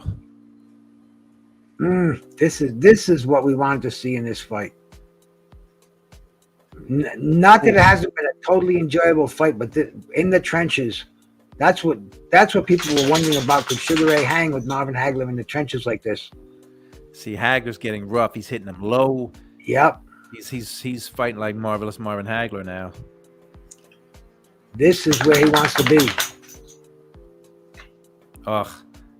Now look at this relentless. Ugh. Unbelievable. But look at Leonard come on. But this is what I remember. Yeah. Leonard not getting sucked into it. Coming off the ropes and blasting Hagler towards the end. And this is still in the first. And again, another big combination. Lightning combinations. Look at that. This is incredible stuff by two great fighters. Like two great fighters. Truly. Hey, look at the crowd standing up. They're standing. Ugh, look at a beautiful combination by Leonard. Coming off, yeah, and with his back on the ropes, and Hagler just wants to keep him in the corner. What a round. There's still 30 seconds left. Yeah. Now, Hagler's been fighting orthodox most of this round. Just good stuff. Look how tired Leonard was. Yeah. And it's almost like he's doing that fainting that he's tired, and he's not feigning it. Uh-huh.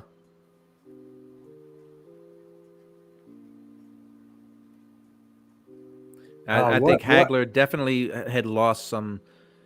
He had lost some of his pop by this point. I think Leonard timed things perfectly because I think a year before this, Sugar Ray probably doesn't make it out of that 9th round.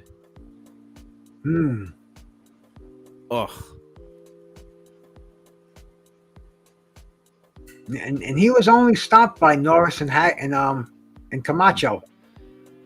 Norris, he went to distance with Norris. Okay. He got dropped though several times. Yeah. Okay. I didn't. Then Camacho was the only fighter who stopped him. Yeah. Yeah. Sad fight, man. 10th round. So I didn't see this fight live either, but I can't believe Leonard. It shows the heart. That look after that 9th round where they threw more punches than the first round of Hagler-Hearns. Leonard's not like he's still bouncing. He's still bouncing around. Still on his toes. Amazing stuff. Salute my brother Derek Bailey, man. Thanks for coming in here. MZ, my man, Musically Zoned Talks Boxing. Check out all these people in here, man. They all have good sites. They all have good shows. Anybody that has a link, man, you want to post it on here? Not a problem. Ooh, hey Bruce, that's me. As a big Salvador Sanchez fan, we should do the Wilfredo Gomez fight. Oh, that not a should problem. be Not next a problem. Tuesday. That was We should do Sanchez Gomez. great fight. I saw it. That it was on a Thursday night, I believe. Fantastic evening. Back just 3 weeks before the Sugar Ray Leonard and Thomas Hearns fight. Oh yeah, we'll definitely talk Salvador Sanchez anytime. In fact, we could do Sanchez Gomez and maybe Sanchez and Azuma Nelson. Zuma Nelson or Boza. There's so many different fights we could put on. Danny Little Red Lopez. Well, Little Red Lopez was kind of sad to me. I was. I don't want to see him get beat up. Not twice. But no, shout out to Salvador Sanchez, man. And anybody wants to see a great documentary, check out Blood Boxing, retro boxing and documentaries. Does a great documentary on Salvador Sanchez. It's awesome, man. It was 3 hours. I remember telling my closest that I need 3 hours to watch this, and I graciously got that, and it was a great documentary. So shout out to my brother Blood Boxing out there, man, and Salvador Sanchez, wherever you are. Salute. Oh, what happened there? There we go. Yeah, Hagler was a little tired here too. Oh, how can you not be? It's starting to lag a little bit now. Come on.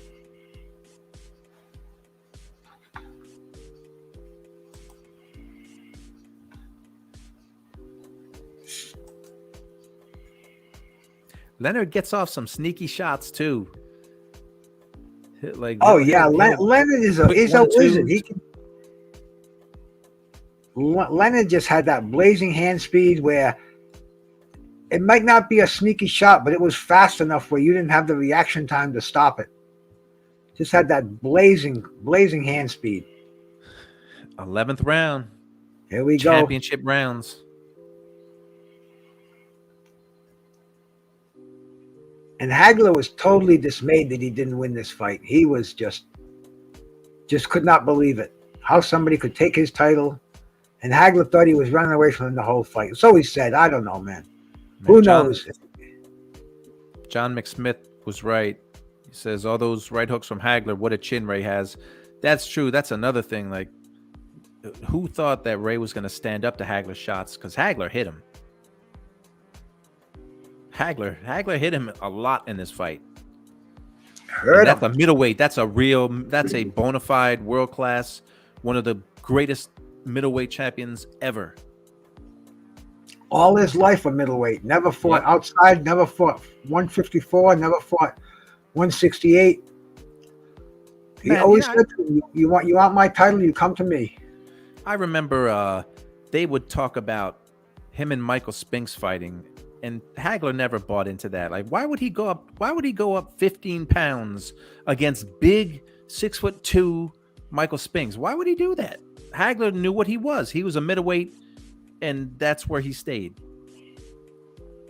Shout out to my brother DP Rocker. Shout out to Tony Boswell, man. You're watching one of the greatest fights we've seen in here, probably the most disputed fight in the history of boxing over here. Everybody has an opinion. Look at this, man. Look at this exchange. Both of them. A lot of arm punches. A lot of arm punches by Hagler. So he was a little tired. And Sugar Ray trying the showman tactics, sticking his chin out, trying to bolo punch, and watch Hagler. Hagler comes back and tries a little bolo action himself. I remember this. Look at that. Landed a 1-2 and then Hagler tried to jump in with a punch there. Yeah, he did. Oh. Look at that defense. Hands by his side and didn't get. That is just beautiful. See, Leonard was starting to feel it here. It's the 11th round. In his mind, he's winning the fight. So at this point, I think adrenaline. Fight. That was a beautiful left hook to the body and head. Yeah, Leonard is feeling it right now. And then he just felt a right hand by Hagler. Oh, Great stuff. We got another member of the team that just jumped in over here, man. My brother G5.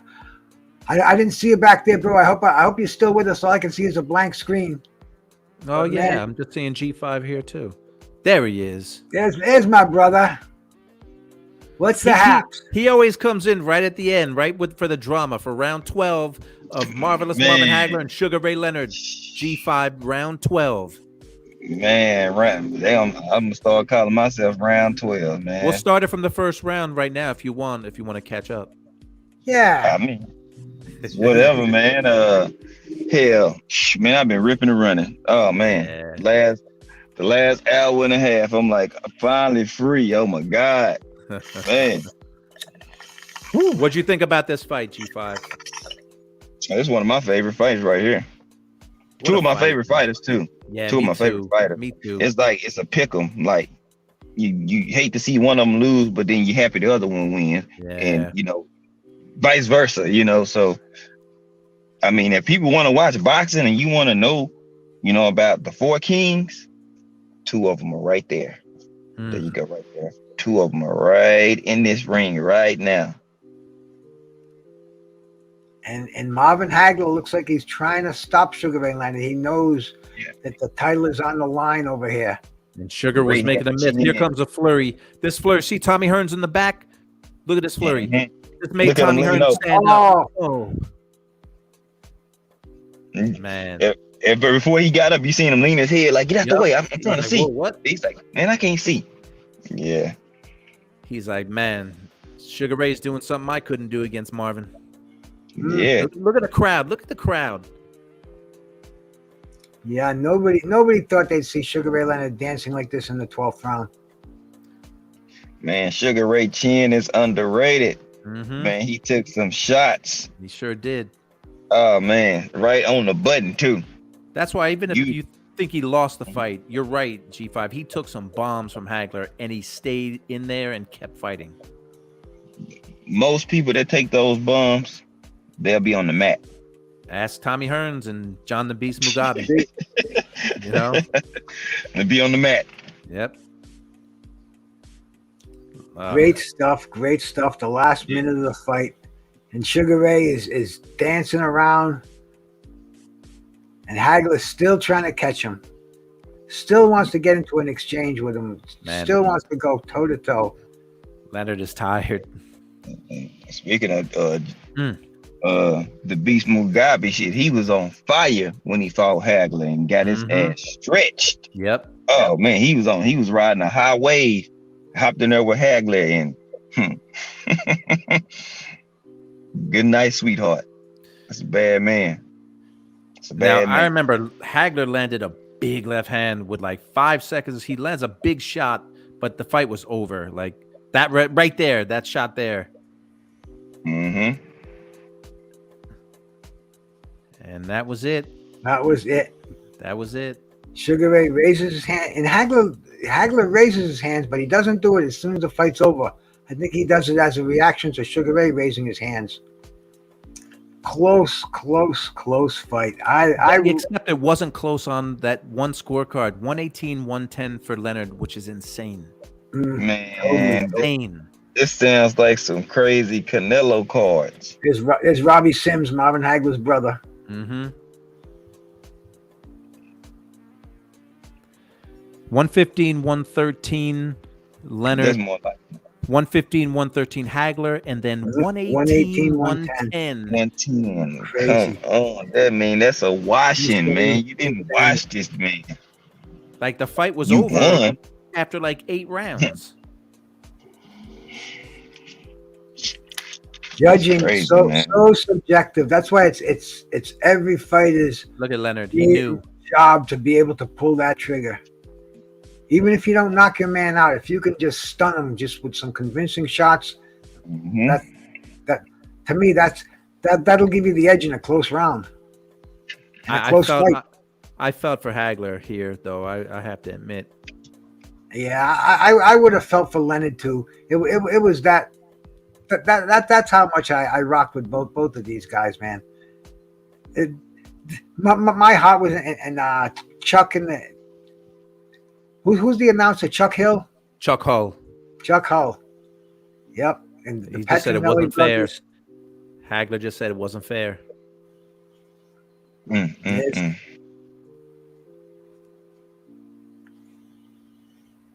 Mauricio Suleiman. Look Yep. at Tim Ryan. Ryan, Hagler didn't want to do the interview. Wait, can I turn this up? Or you couldn't hear it when I did it before? See what happens. Can you guys hear it? Nope. That's funny. I guess only I can hear it.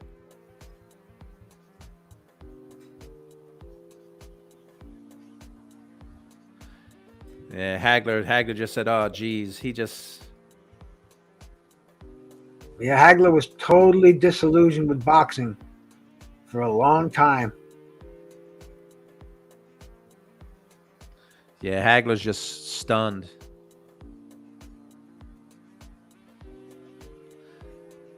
Yeah, Hagler does not want to be there. He just Yeah, he had that look on his face. Man, ask me one more question.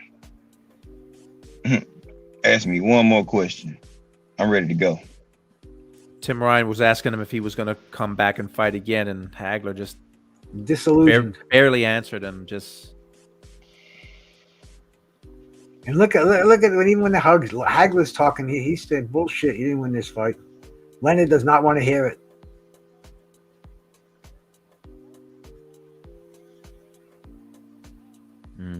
And composed. I mean, you know, Sugar Ray, he's definitely he's a behind the microphone kind of a guy. Always a great interview.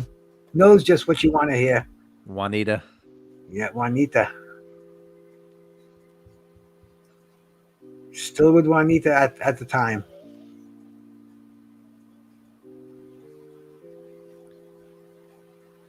You know, a great performance like that and making over $10 million.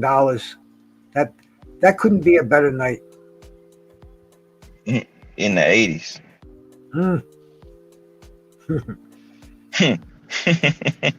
Retirement money right there. That's why she's hugging him. Mm-hmm.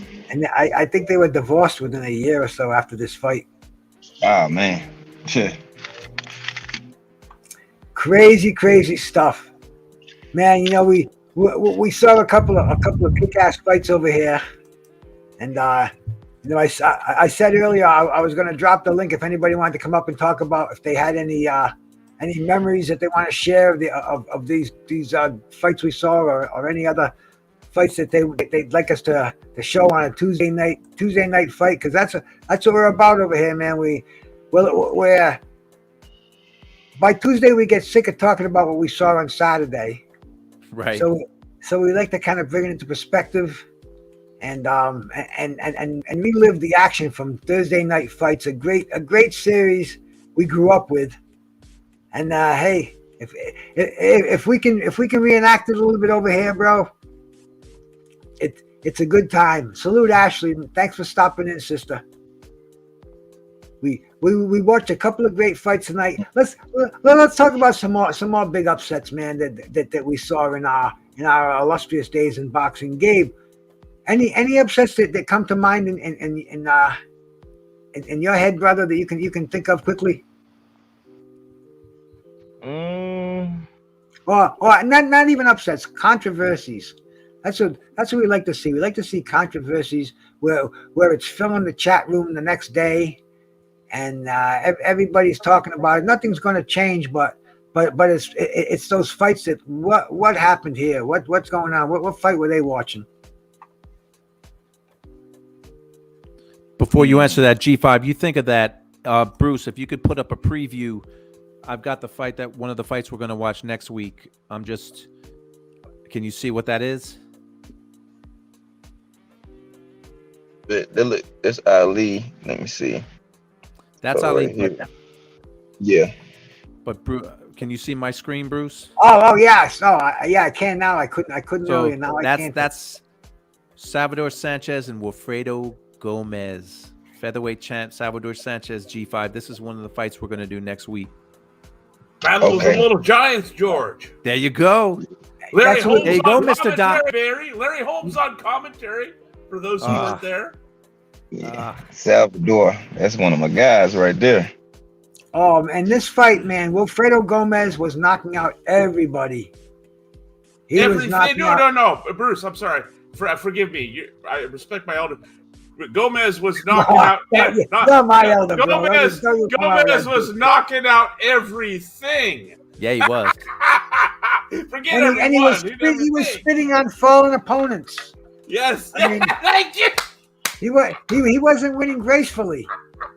You know, he would He was you were down. wrecking. Yeah, he was wrecking exactly. He was like the Iron Sheik, American Hatu.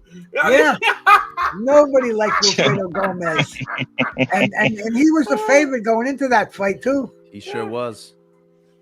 And then Sanchez broke his cheekbone, I think, in that first round. He dropped him in that first round, and Sanchez took him apart piece by piece in that fight. What a master he was, huh? What a master Sanchez was. What was he, 22 or 23 when he got killed in that car crash? Yeah, I know. And it's crazy. It's crazy to think he had what was it? I'm ballparking here. 45, give or take, fights. Yeah, he by had that age as a pro. It's like, whoa! And he'd fought all these guys. You know what I mean? Gomez, Azuma, you mentioned earlier, and a litany of other guys from Rocky Lockridge and Paul. Oh man, it was just an amazing fighter. I mean, God took him too early. He was 22. I remember the day that he died. I remember somebody telling me, "Do you hear Salvador Sanchez got killed?"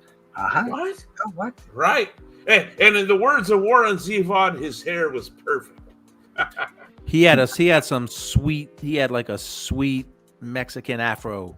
He had like the sweetest I've never hair. seen nothing like it before or since. I've never seen anything like it before or since, man. 46 It fights. stands out. He had 46 fights, 44 wins, 1 loss, and 1 draw. at his age, 46 fights. That's crazy. Yeah, man. think about that. 20. What was it? What did you guys say? 23. I think so. 22 or 23. Even if it was 24. Even if it was 24. 46 fights? Are you kidding me? He could have been 25, Doc. 46 fights. By modern standards, he may as well be 35 and have that. Right. That's doubling your age in fights. That's when boxers were truly a separate breed apart. You know, you won't see that happen. You know, today. You'll see. We just saw Chris Colbert the other night. What did he have? What was that? His 17th fight? I think so. I think he was 16-0. Yep. In 8 years? Did I 8 years of pro? Yeah, twice a year, man, and young. Meanwhile, George Foreman, they were getting him out more than once a month. Like in some months, if you look back at the box rec, he's getting out there 2 or 3 times a month when he's a young kid. Even when he made his comeback, how many times did George Foreman go on? It was almost like the Bum of the Month Club, and he'd throw some recognizable names in there. You know, the Kwawees and Bigfoot Martins, maybe Burt Cooper, but he went on. Like you said, no time off, a fight a month, and before we know it, he's got another 30-0 record, and he's fighting for a title fight. And here's another angle on that, right? Part of what came along with that is he there's an old school boxing term some of you may recognize, fighting trim. All right. If you listen to the commentary of the first Ali Frazier fight, Archie Moore is part of the commentary, and he makes a big point about how he feels like Ali might be the more talented guy, and he's in very great shape, but he's not in fighting trim because he's only had 2 fights. And he uses George Foreman as an example, whereas a guy like George Foreman fighting every 3-4 weeks, he's in what we call fighting trim. You understand me? And that's an important factor. And I feel like to a degree it's understandable, right? Everybody's concerned about head trauma, CTE, all that stuff, right? But at the same time, I think it's kind of swung too far to the other side. You know, if you think of a bell curve, it's gone the other way to where it's a detriment. People are cautious to a fault, and we're gonna have to. It's gonna swing back. Hopefully, I hope to some sort of happy medium, because these guys aren't in fighting trim, and that's part of the reason guys are losing fights that maybe people don't think they should lose. Yeah, I'd be surprised. I don't know if it'll ever go back to a happy medium. I think it will with certain fighters, but maybe not overall in the sport. But it's definitely a different era now. It really is. Right. And Well, everything okay. you're saying makes sense. Yeah. Everything you're saying makes sense. I think, okay, the fighters, George, that in their heart of hearts want to be put in that conversation with the greats, right? They're gonna have to find that happy medium. Yeah. And I think we're already kind of seeing it a little bit, where guys like Keith Thurman, Keith Thurman's a glaring example. I'm sorry, dude. Even if you'd gone undefeated, you're not an all-time great. You're not even an all-time good welterweight, bro. Bruce Curry thinks you're shit's laughable. Stop it. Mm-hmm. It's just not enough fights. Didn't Keith Thurman just pop up in the latest WBC rankings Somehow as like the number 4? That's a big surprise there, huh? Mm-hmm. Boxing is what it is, but Doc, you're so right. You know, back then, fighters fought. That's what they did. That's how they made their money. They didn't go on, YouTube speaking tours or a Facebook, whatever it may be. They fought. They fought several times a year. I know. I was watching an Ali thing the other night where he was telling Joe Frazier, he was saying he's a guy. That's a heavyweight champ that only is fighting once every 7 months. Mm-hmm. It's like, bro, you'd be considered a super active fighter today, and Ali is telling Joe Frazier that he should be fighting more than once every 7 months. By Right? today, He was the people's champ because he was fighting more often. That was how he was marketing himself. Well, And now think about this, Bruce. You were into like weights and all that, right? At one time. well, in a former life, yes. Okay, so you tell me, because I have no idea, but I have my suspicions. If you're lifting weights regular, okay, and then you take 9 months off, just don't touch a weight for 9 months, and then you try to go back to lifting weights the way you were, what happens? Well, 9 months isn't really that long in weightlifting because weights don't hit back. But I know I can see what you're saying about boxing, but as far as the weights go, yeah, you're not gonna if you're bench pressing 400 pounds, you're not gonna go away for 9 months and come back and get under 400 pounds. But you might gradually improve with that. Maybe that rest will do but that's what I'm saying. Maybe you'll pop up 420 pounds after a few more weeks in the gym. But I know what you're saying, Doc, because you have to stay in fighting shape. Being in the gym all the time and sparring, that's not the same as going into these fights and experiencing the crowd, the pressure, winning, getting off them, whatever it may take. But however you achieve yourself, the only way to do it is by staying active and fighting. I hate what boxers are doing today. Hey, sorry, go ahead, George. Well, I'm in a bad mood now because someone brought this up in the chat. But yes, the WBC now has Keith Thurman as the number 3 ranked contender, ahead of a gentleman by the name of Boots Ennis. Keith Thurman is ranked ahead of Boots, ahead of Danny Garcia. What? Ahead of Ennis? For what? In the WBC rankings. I mean, to me, that's a natural passing of the torch fight, maybe, is Boots and Keith. Look, I want to see Keith fight Kell Brook. That's who I think he should fight. Well, that's a shot fighter fight, is what you're talking. Right, and it'll probably be a good fight. And Kell Brook, I would give a shot to win that fight. Yeah, no, I'm with you. I'm with you. They're both at even levels. I would agree. Yeah. See, I don't want to start looking at rankings, especially WBC rankings. Oh, it'll get maddening. I'm not going to do that anymore. Sorry, not doing that again. No, it's a joke, and we it goes way back. You know, Don King paying Jose Suleiman to fix ratings. Bob Arum with the IBF with Bob Lee. You know, buying ratings, bringing obscure boxers, changing their records around to make them look like they're undefeated or have stellar records. It's crazy, but it's always been going on. I don't think it's going to change. I don't think we're going to see anything happen. It's the way it goes. The difference now is being rated for inactivity. That I can't dig at all. You come back in one fight. I mean, look at fucking who's fighting Tyson Fury next? Dillian White. He gets starched by Povetkin. Then he comes back after Povetkin's been on the shelf with COVID, and he's already in his 40s. I mean, 40s, mind you. That's not in your 30s. That's when it's time to get your Social Security check in boxing. But he beats Povetkin, and all of a sudden he's mandated to fight for the title again. And then that's not even counting the way he got out of the fight with Otto Wallin. It just makes me laugh at boxing. I'm not going to do anything about it. Of course, we are freewheeling fans now. They don't even consider us people who stream fights worthy. Okay. So Bruce, here's what I agree with you.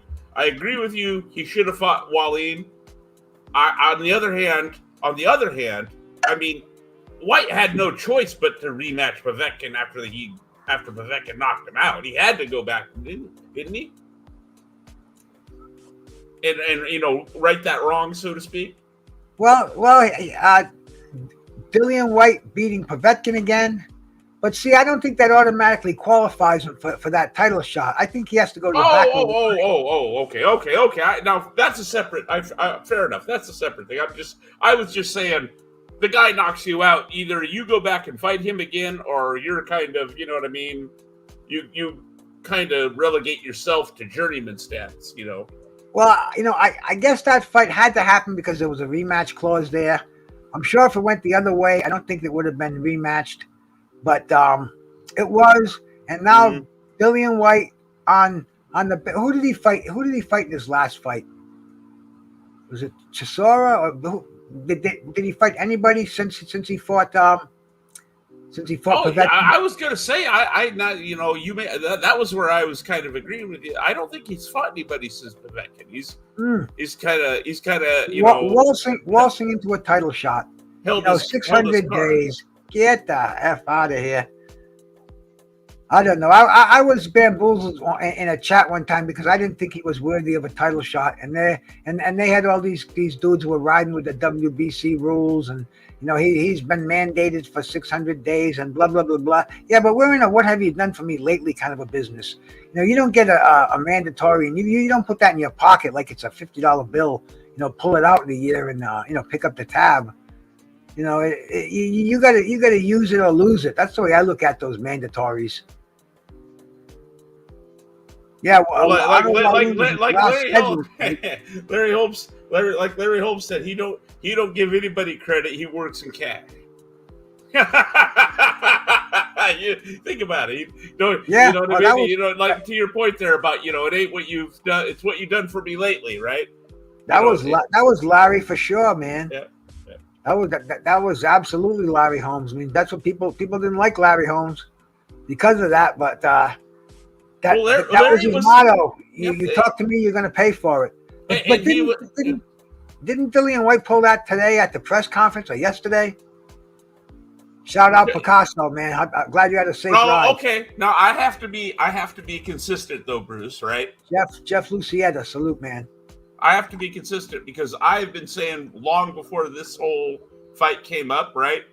I've been saying on Hangouts that if I'm managing a fighter or involved with a fighter that's going to have to face Tyson Fury, I'm telling him, do not engage him.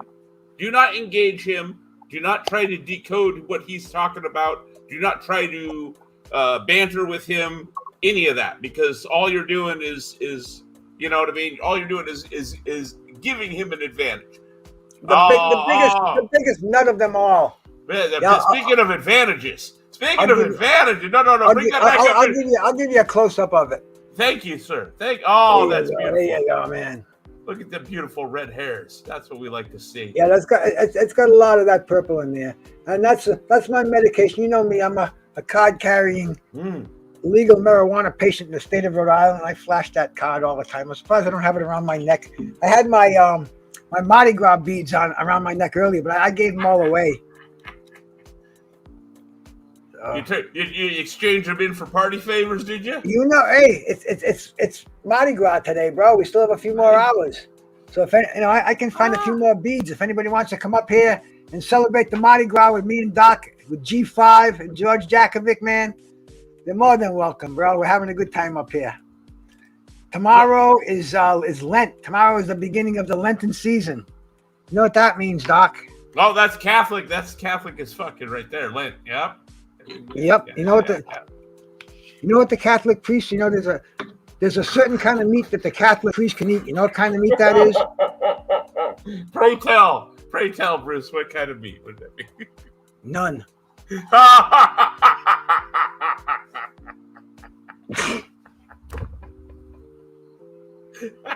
I'm sorry, but my mom's side of the family are still Catholic as anything, and so I'm all of the Catholic jokes hit home extra for me. You know what I mean? I was raised Catholic myself, man.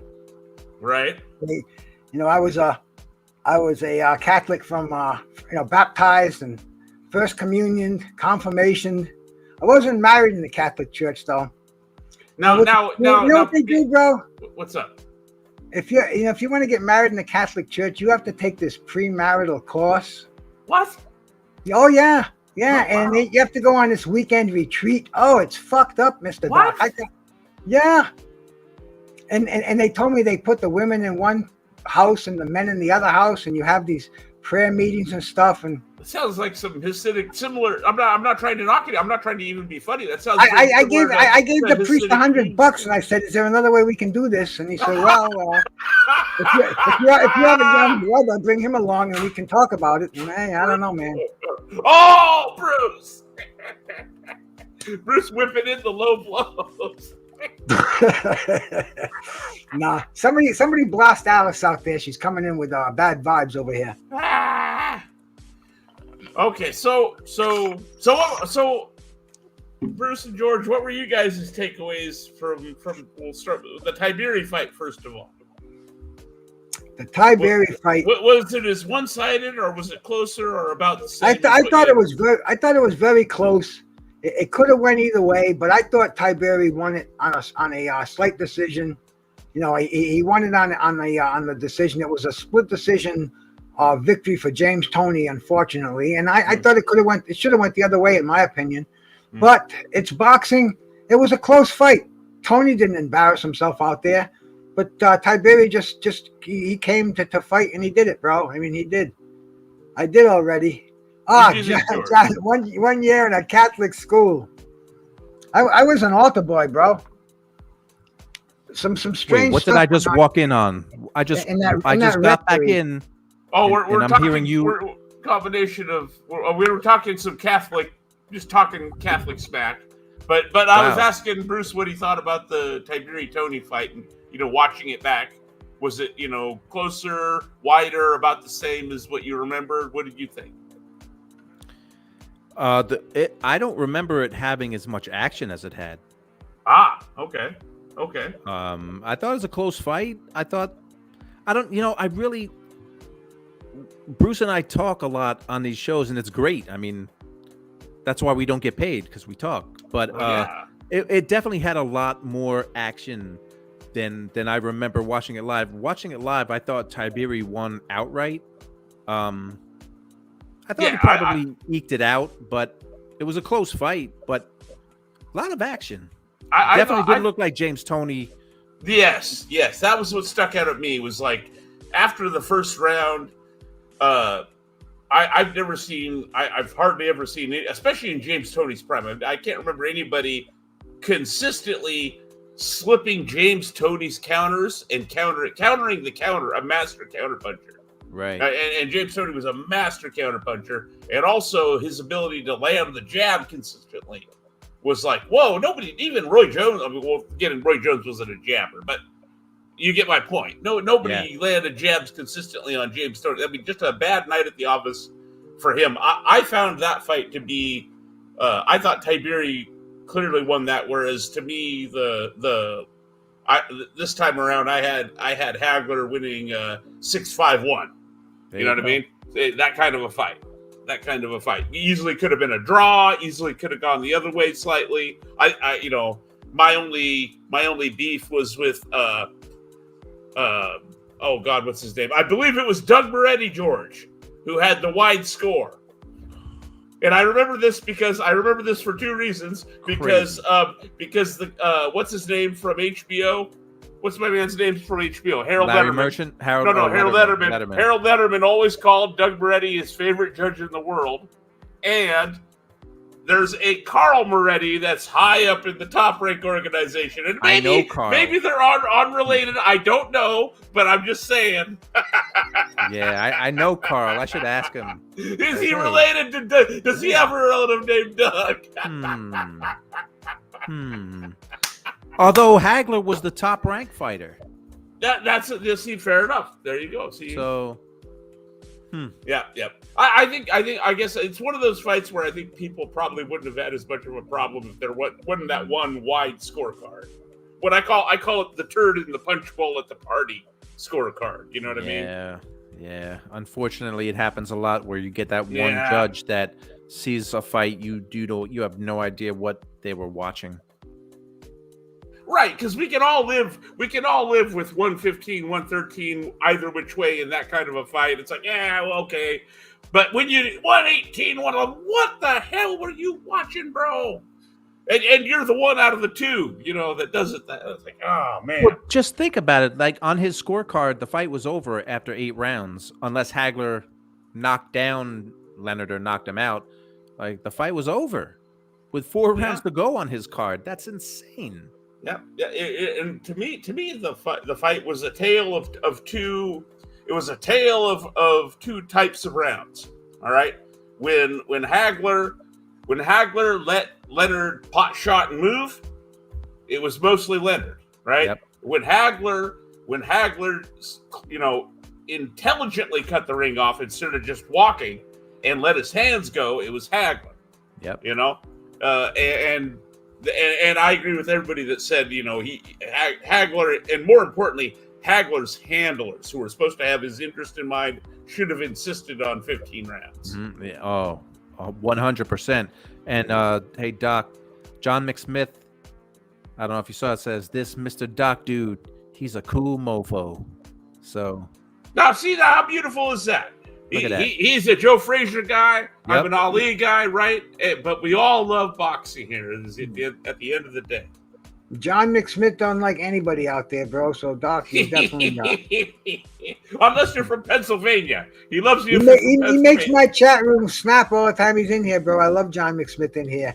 He's got his opinion. He lets it be known, and he does it with respect. How can you not shout out John McSmith, man? And I see him everywhere, too. I see him all over the place. Good dude, good bro.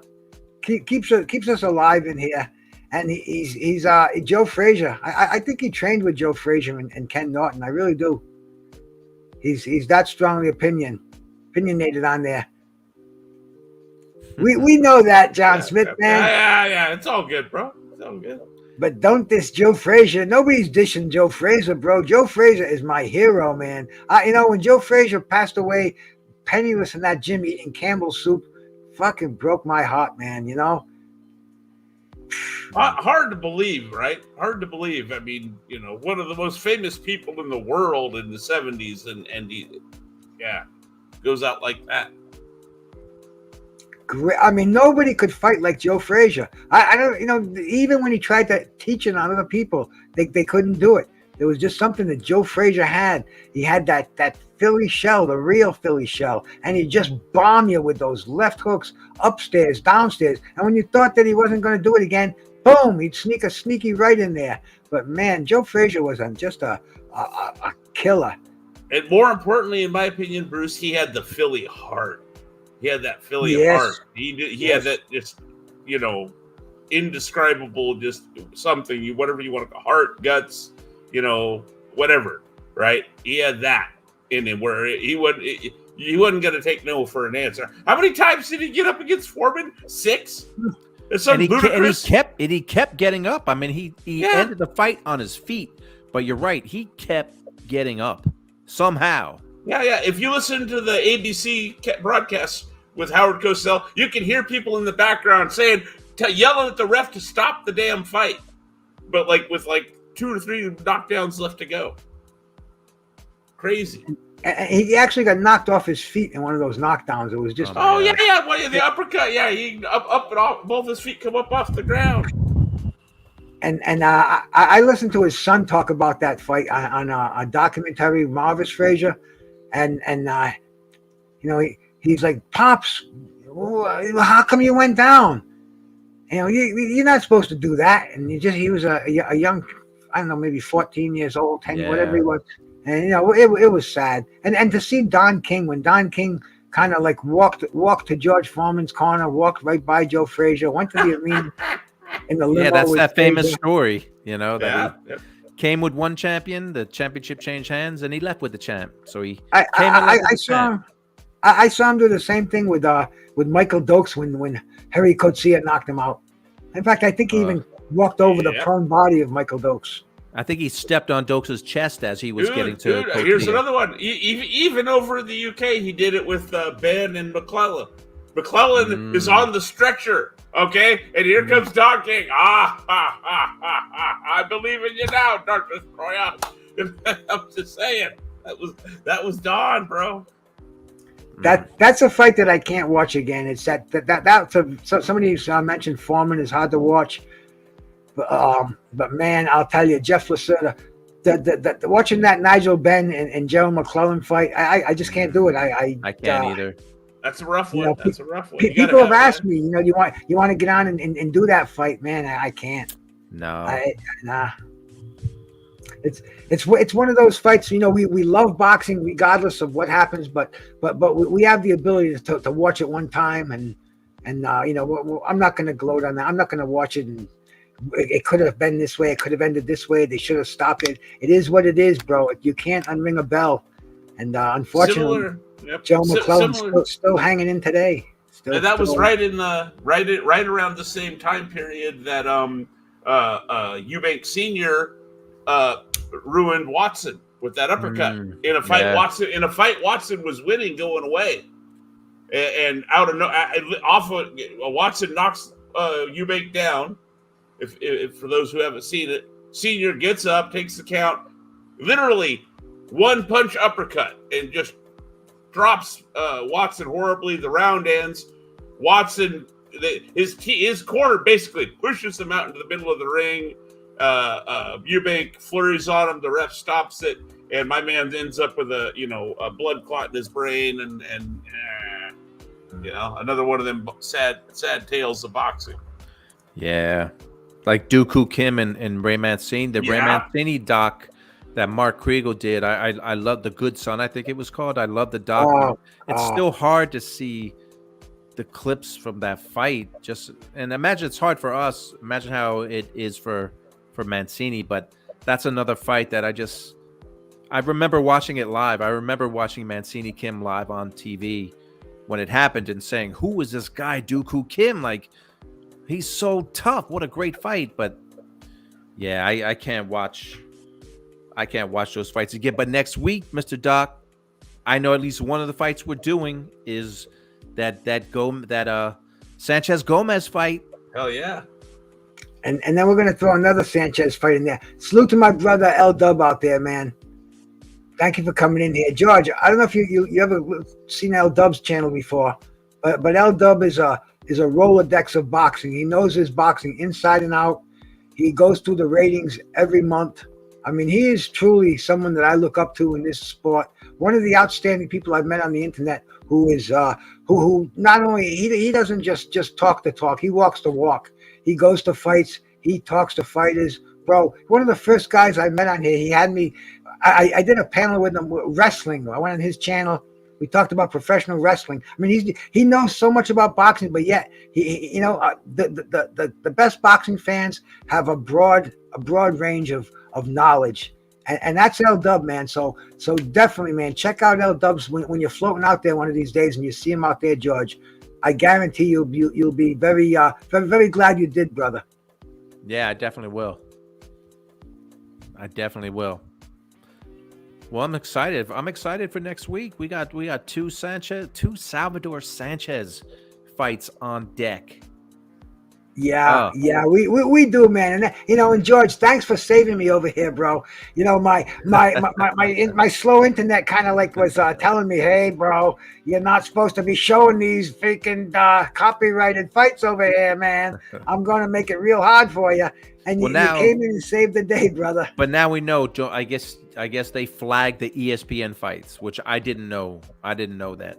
Well, ask some of you've got so many low friends in high places, bro. I'm sure you can get some information for us and see what's going on here. My man said low friends in high places.